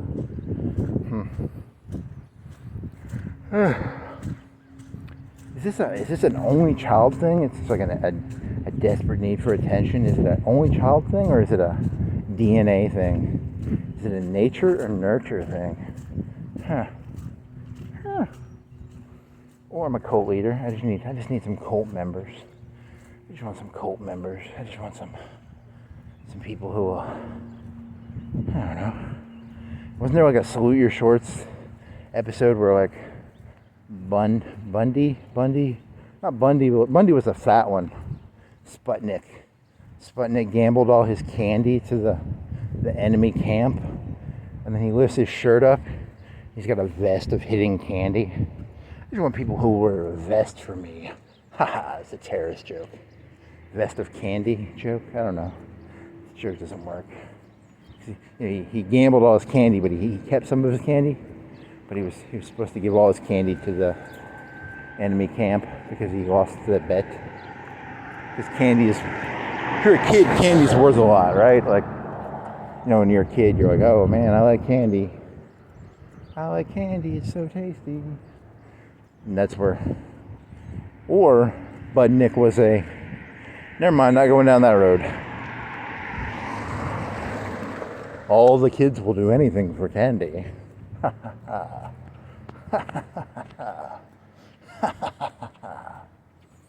All the way from China. Candy from China. Is candy a slang term for heroin? I don't know. Maybe. Get some candy from China. The century of humiliation. The West was really mean. Now they're sending their own tea and crumpets. They don't have to import their tea and crumpets from Britain anymore. They export their own tea and crumpets. They get you on their wavelength. And then you... I'm addicted to that CCP money. They're paying me to do this. Or was it Soros? Is Soros paying me or is it CCP? Is it CCP? So the CCP was the Russians. And then the PPP, People's PP, People's PP. I'm about to become the People's PP. If I can't find a bathroom, I'm a PP. All the way from China, the People's Liberation Army. They were a bunch of hippies fucking in a commune. They practiced revolutionary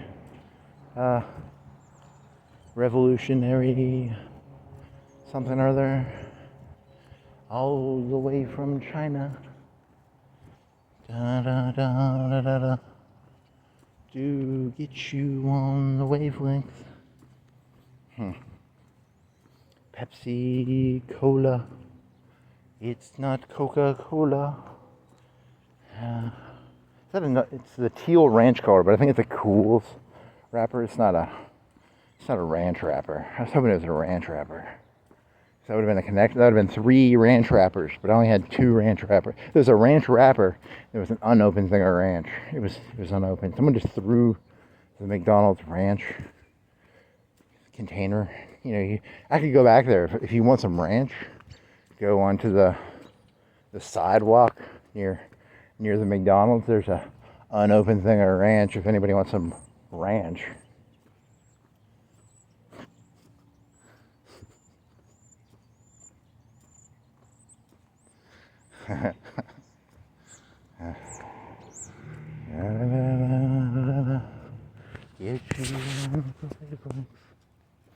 If I had a cult, all the ranch wrappers would be picked up. That'd be cool. Make a cult, and the cult would be like my cult. You're required to walk along highways and residential areas and pick up litter. I'd form the coolest cult ever. The coolest cult ever. Coolest cult ever. I'm not gonna pick that shit up. I'd have to wear gloves. It's disgusting. Disgusting. I'd be like the guy from the Shawshank Redemption. I'd eat apple pies and I'd be getting $100 bills put in the pies. Wow, that's a weird box. It's an electricity box. Cool looking electricity box.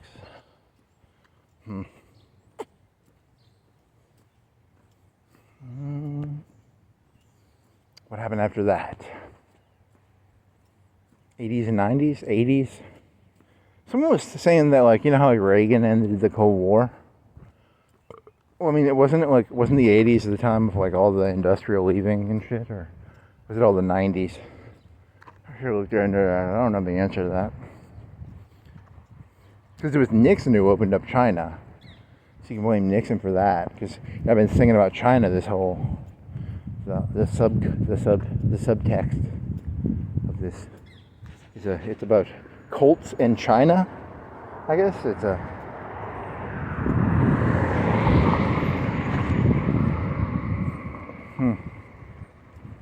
He met Mao. He met Mao's wife, that Looney Tune.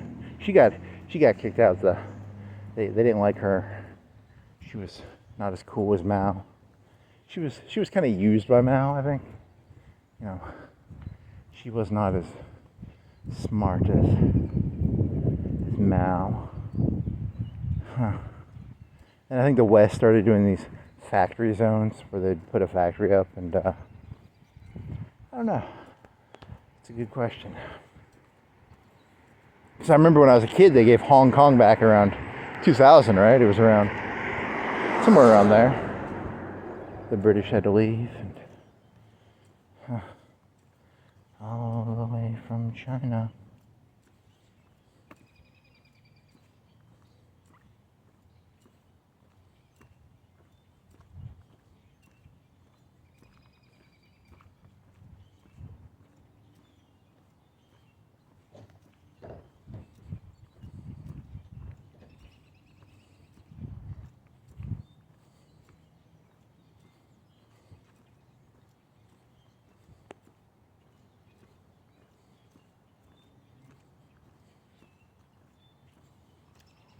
You cult leaders. Ooh, I need to. Just want to get my cult going. It's so hard to get a cult going. I think they outlaw them, and you get in a lot of trouble. Because the cool thing about a cult is, like all the things you can't do, you can get your cult members to do for you, and they have to take the fall, which is really cool. That's why I need a cult. There's a loss of responsibility. The chain kind of, you can move things around. There's a little bit of nudge and the day of the individual is gone. It's all groups and pyramids. Pyramid power. Do you know the power of the pyramid? The pyramid is powerful. The pyramid is powerful. It has a strong base. And then, it's hard to tip the top over. It's hard to tip a pyramid over. That's why there's a power of pyramids. That's why they're shaped like that. It's hard to topple the pyramid because it's like you put the stress on the top and all the bottom has to lift up first. It's very smart. It's a very smart design. That's why pyramids are very important. One of the most important shapes. You should always know about pyramids. Smart. Whoever designed the pyramid. Smart fellow. That's probably one of them Egyptian people. One of them pharaohs, one of them pharaohs. There's, because you can't tip a pyramid over. It's hard to tip a pyramid. You'd have to have the amount of stress it takes to tip a pyramid over, way too much. So, yep, I chose incorrectly. I should have been working through the pyramid, not fighting the pyramid. Join the pyramid. Become part of the pyramid power. The pyramid is an amazing geospatial shape engineering. Next on Modern Marvels. The power of the pyramid.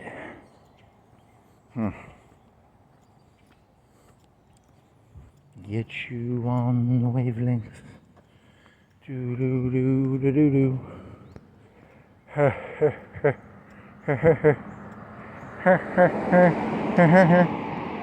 Feed you tea and crumpets all the way from Egypt.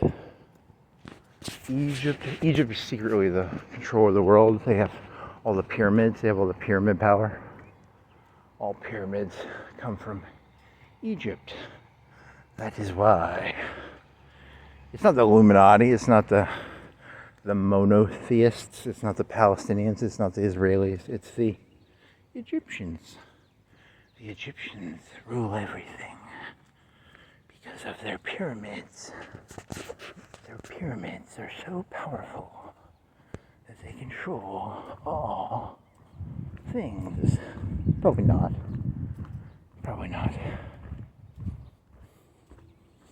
There's got to be someone who's done like a hike. I gotta do like a hiking video. I need to learn to hike. Do this like hiking. That'd be a lot more work though, because you'd have to. Because none of the hills I'm doing are really that hard. But with a mountain, it's harder. An Appalachian Trail An Appalachian Trail person. What is the Appalachian Trail? Like 1,000 miles, 2,000 miles? Hike the Appalachian Trail for a couple months and feed you tea and truffles. Feed you. I don't know. What do you eat on the Appalachian Trail? Eat some Gorpin water. Eat some peanut butter. Eat some cans of soup. Eat some Lunchables. Drink some water out of canteen.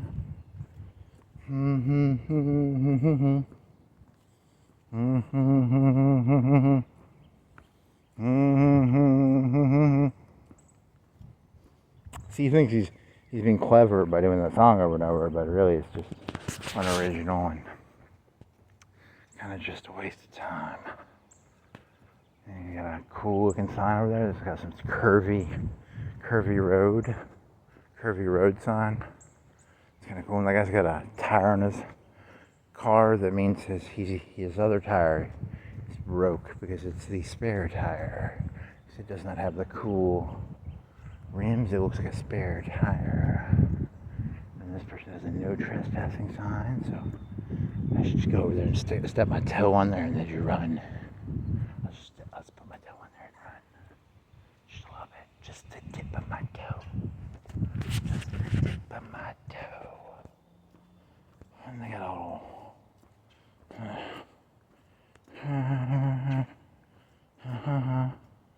feed you tea and oranges. Got a metal bowl. Must have a dog. Get you on the wavelengths.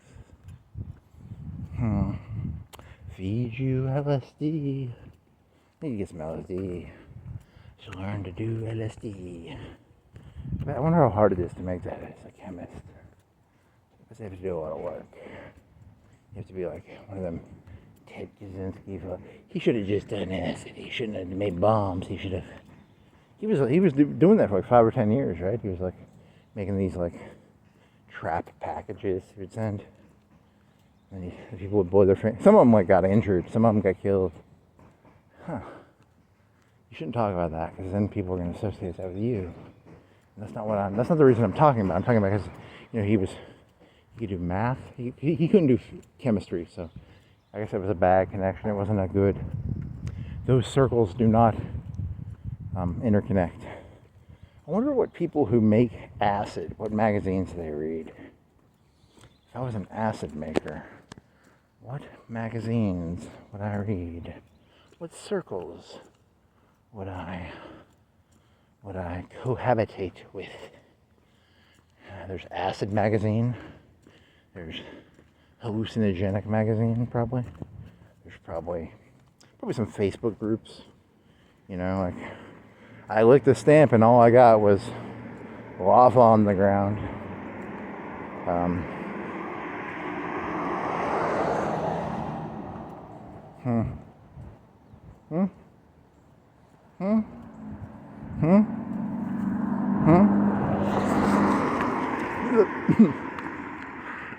The power of the pyramid is that at any moment, any of the people on the bottom of the pyramid can become an Agent Smith.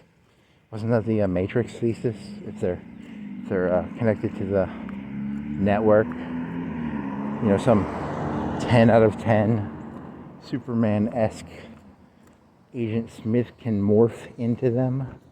That'd be kind of crazy if that could happen in real life.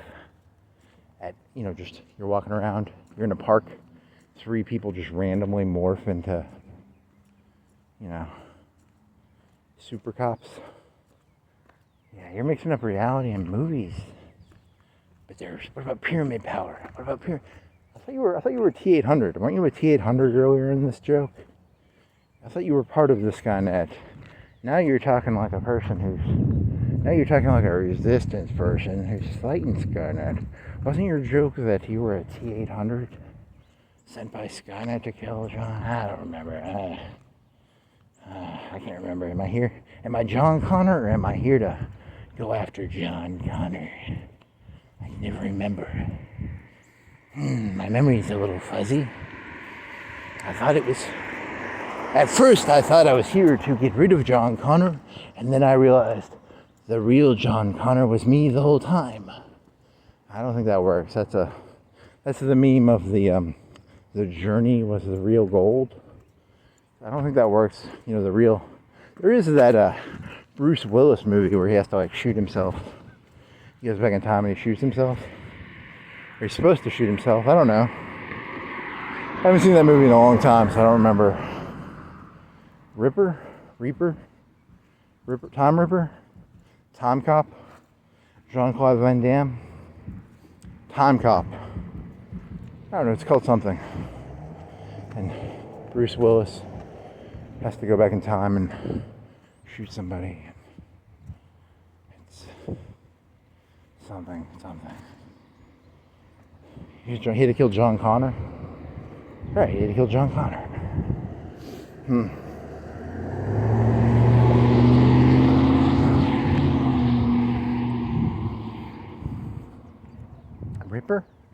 Reaper?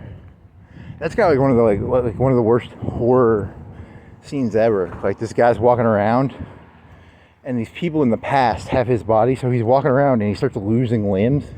That is the fucking creepiest shit ever. They cut his nose off first. And they start cutting he looks at his hand, he's like Marty McFly. And his fingers start disappearing. And he's walking around and his ankles start disappearing. That's body horror right there. That's some holy moly. Holy moly. I would not want the Agent Smith of the past to have my body. See, that dog knows I'm gonna go back into a better mode. I'm a T800, and that's why the dogs are barking at me. Not because because the paranoid on one end would be pyramid power, which would be, at any point any of these people could be turned into Agent Smiths. And on the other end, you're the T800. It's an agency question, right? Because in the Matrix, you have no agency.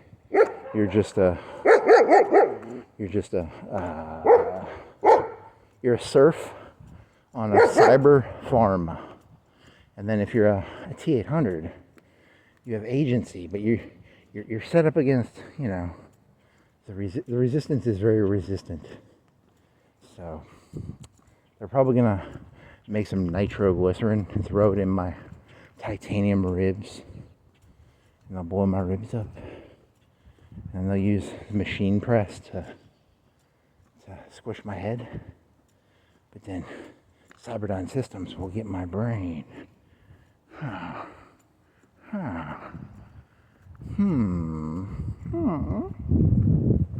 well. Yeah, well, Bannon got kicked out, so it's not like the Trump people aren't as united as people act like. It's a house of cards just as bad as the left is. The left is a house of cards, and the right is a house of cards. And house of cards. I don't know. Who makes houses out of cards? It's a very reckless thing to do. I mean, whoever's making houses out of cards needs to be put out of business. They should be making them out of concrete or bricks. Wood beams make pretty good houses. None of this house of cards shit.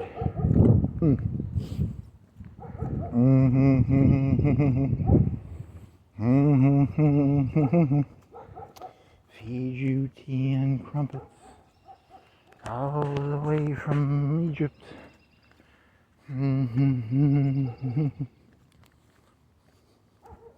It's a long form poem.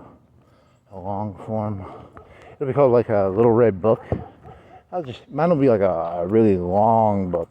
It'll just be, someone will have to transcribe every little chorus. People have to walk around with a big book. Wasn't me. I won't have a little red book. I'll have a big, heavy book. People have to carry around like a 20-pound book. I'll have all these like and it wasn't me's in there, and it'll be very heavy. You'll have to carry on 20 pounds of useless book information. It'll just be. You'll have to keep reading. You'll have to keep doing the chorus part. You know, you have to keep singing the China thing. And you can do an assessment of like why does he sometimes say Egypt? Why does he sometimes say China? You know, why does what's the reason? There's a reason. I don't know the reason, but you can do some algorithm shit and plot it on a chart. You'll probably know me better than I know myself if you actually. Because this isn't actually planned out. This is just. That'd be kind of funny, you know. Like, we read your big red book, and they know you better than you know yourself. Ooh, ow. That'd be scary. I read Mao's little book. I think I know Mao better than Mao knows himself. That's why you gotta keep writing books, Mao. You gotta, every day, you gotta write a new book for them. You gotta keep ahead of the curve, Mao. You gotta write a book every day. You know, have some ghostwriters. You know, someone comes up to you, hey, on page 7 of your Little Red Book, have you read Little Red Book 3? No. Well, when you read Little Red Book 3, you'll know why I wrote what I wrote in Little Red Book 1.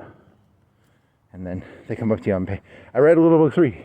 When you said on page 78 that have you read Little Book 22? I'm at 7. Well, when you catch up, you can have a serious conversation with me. And then I start doing like 2 books a day. I make it so that you can't keep up with me. You know, I gotta bullshit you faster than you can read, maybe. And then if you become a smart ass, I'll just plant some marijuana on your car or something. I don't know. What do they do in China? You know, this fella thought he knew what page 76 of Little Red Book 9 meant. He's in jail for I'll break your teeth out like Stalin did to that one general. He was like Jaws.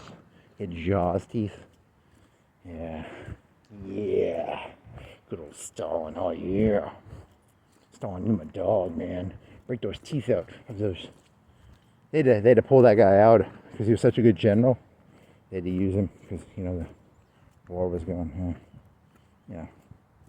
Well, he had Jaws teeth. That relates to the Mandela effect, right? Because Jaws, I don't know, maybe. Jaws teeth general. I don't think he was like 7 feet tall though. I think he was he's probably just normal height. He was not. He was statistically average height, probably. I'm gonna guess. He could have been shorter or taller. Maybe he was Jaws. Maybe that's where the character of Jaws came from. That Russian general who got his teeth knocked out for was it Deep Battle? Was he the Deep Battle guy? Huh. Maybe I just made that term up. There's gonna be a bathroom in this place. I could probably make it without going, but I'm gonna see if it's open. It's a football field. There's a Yahoo bottle on the ground. Yahoo. I think it's from Mario Kart. Yahoo. It's not. There's some noise like that in there, right? There's a noise like that. Get you a Yahoo all the way from China. Da-da-da-da-da-da.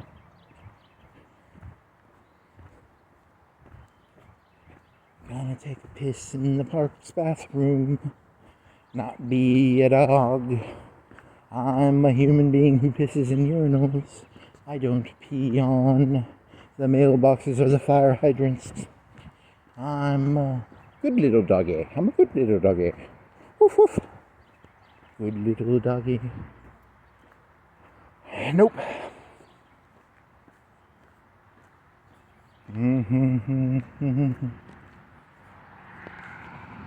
I bet it's gonna be locked, right? I wonder how the public park urinal. You know, there's some guy because I know Dybert Park has a gate that someone locks. Because technically if I go in there past 6 or past dark, it's technically breaking the rules. But I'm just using it as a shortcut. Technically, I'm breaking the rules. You know, if they want to trump a charge up, they could trump a charge up on me and send me to prison for like 50 years for using a public park as a shortcut.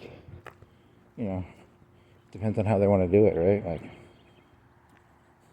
slap on the wrist. But then there's the act of me admitting that I know I'm breaking the rule. So because I knew I was breaking the rule, I can't fake that I knew.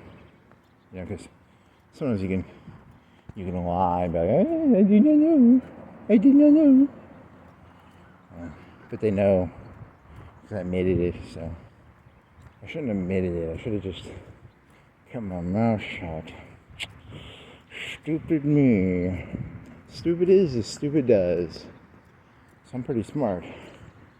Pretty smart. Not to honk my own duck, but quack, honk, quack, honk, honk, honk my own quack. Were there any jokes you were going to do today? I don't even know. I think you just wrote down, not Bezos, you wrote down Soros, and you wrote down, what other did you write down? You wrote down, nice abs girl lured for sex, outdoors guy from band, that's from something else. Large apples? I have no clue how the sausage is made. Holy shit. Hot glue, that's from yesterday. Trump voodoo doll egg. Conscience. Crane. Drone bomb. Gender shirt. The gender shirt joke didn't go anywhere. That guy's running for like senator now. He's like in middle school and he's running for senator. It's crazy. He made a smart decision doing that gender shirt joke, or that gender shirt thing. Oh, I wrote something down, yeah. On the next page. Soros pound one songs list. Yeah, songs list was about the poker songs. I think I did that one, right? It was, what are poker songs? What are the top 10 gambling songs? I think that was the first joke he did, right? Or no, the first joke he did was a dog would. I had to pay that dog. I had like peanut butter and I had some tricks to get the peanut. I can't even get in there. Is there a bathroom? I think they put the bathroom behind a fence. There's a skate park. The skate park, it doesn't have it. Does it have a bathroom? Man, no more bathrooms. They charge you for the bathrooms. That would be cool. That you could have like a UAV that flies around. You know, you have like Uber. In this bathroom, it'd be like a shower curtain, and you could piss into the UAV.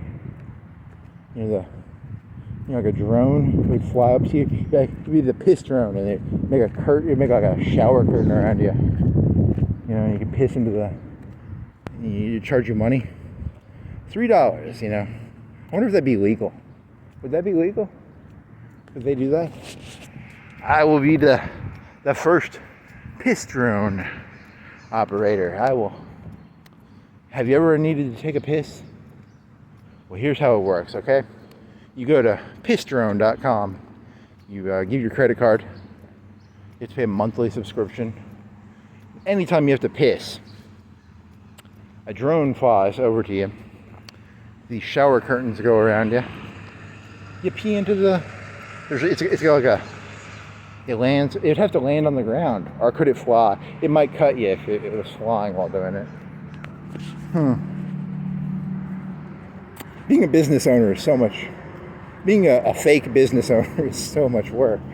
Trying to create a business model around a pee drone. A pee drone. You know, because it could land on the ground, and then it would put the bars up, and then the bars would have the curtains, right? Like a shower curtain, four shower curtains.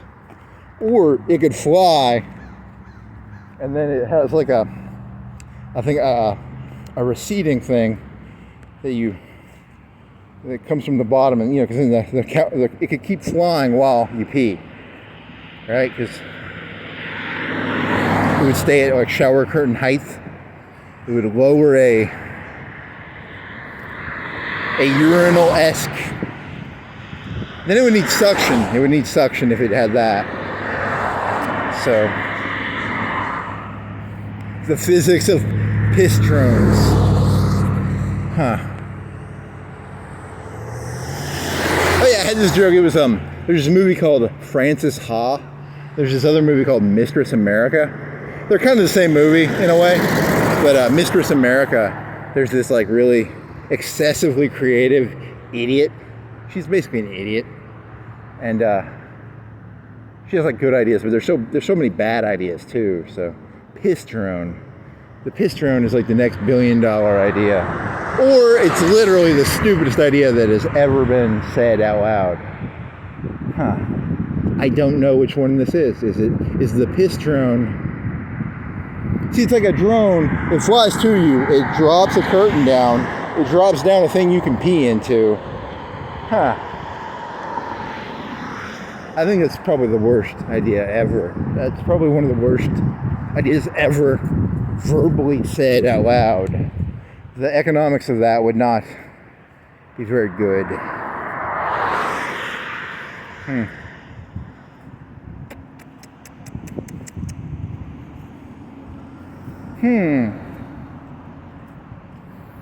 Oh, I tried. That was my $1 billion idea, right? Like the piss drone. He just has to pee. That's why he's coming up with that. You know that, right? Like, this isn't an actual idea. It's just I have to pee, and my joke is that I could pull my phone out and UAV would fly over and I could piss in it.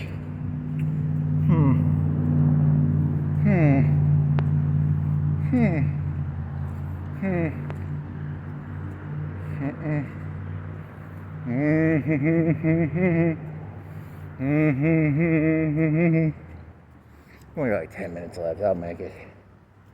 Yeah, it's not that bad.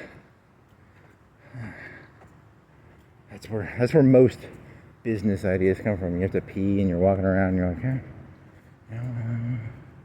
it could be like a network. What if they had like because there's a Chinese place around here, and they said no public restroom. So was the rule that like, because I ordered something when I did that, because if I bought a $10 meal there, was it a no public restroom as in if I order a meal, or is it no public restroom as in, it's only for employees?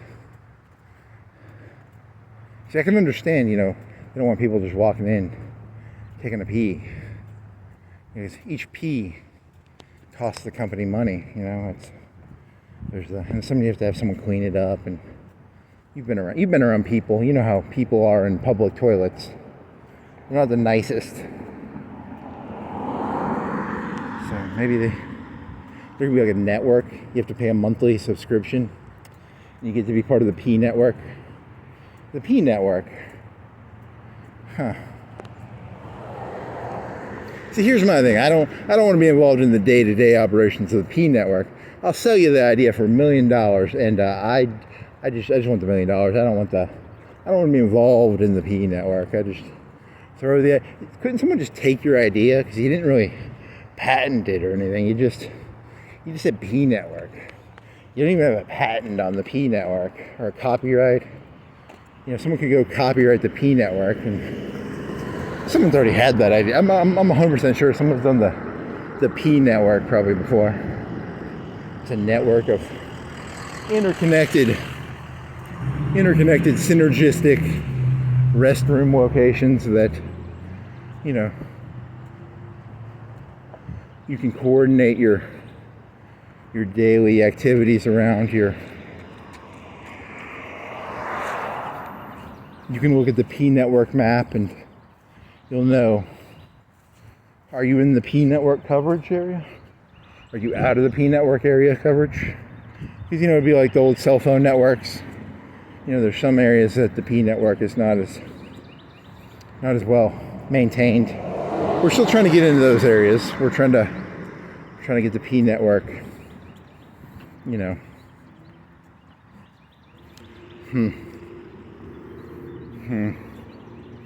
here's a map of there, and then there might be like competition, P network, and then there could be the, what would the P network's competition be?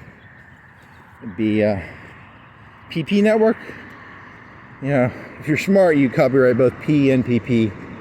So you'd want to do, I don't know, the R restroom network. You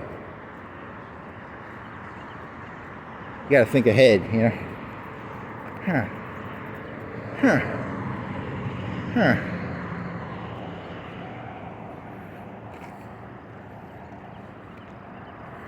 Get you on the P network. Get you paying a subscription. Give me a Patreon number amount.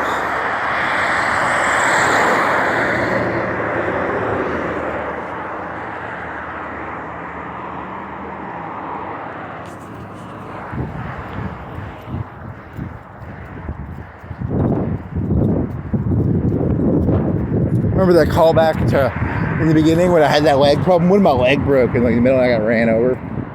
That'd be a good callback joke. But yeah. I don't think that's called a callback joke. I think you're using it right there. Maybe. Get you on the P network.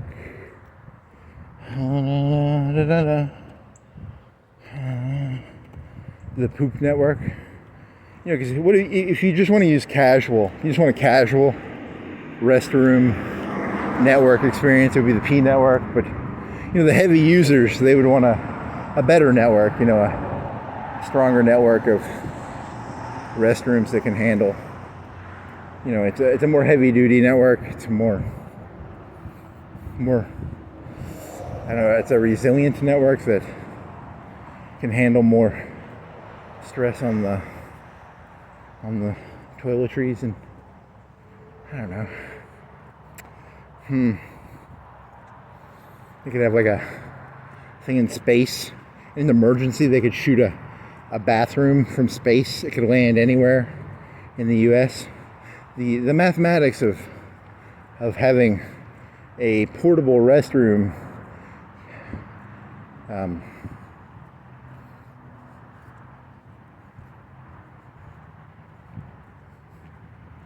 what is that called?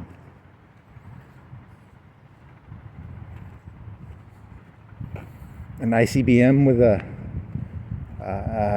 porta potty on the end. You can land anywhere in the U.S. You know, you just pull out your cell phone.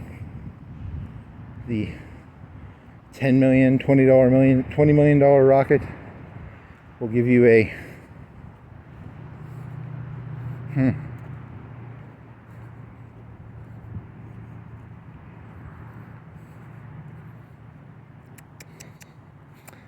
Is it Musk into rockets? He could make a network of, you know, it'd be, I don't know how much a rocket costs. How much does a rocket cost? And then just put a peace thing on the end, like a little white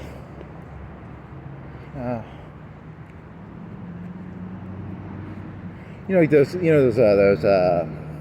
portable classrooms.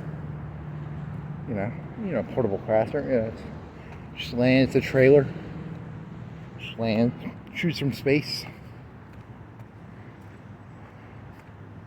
It could just be like you know those 4 foot by 4 foot, those 3 foot by 3 foot porta-johns. Shoots that from space. That could work. You're kind of taking a very dumb joke and going way too far with it there.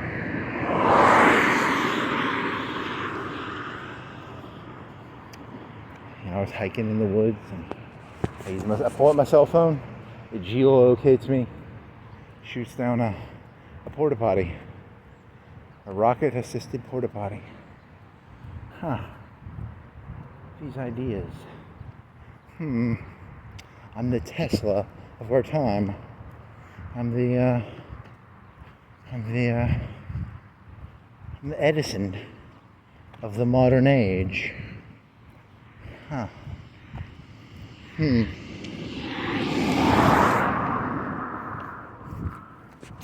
Well, well, well. Yeah, like, how much time do I have? I've got. This thing's on, right?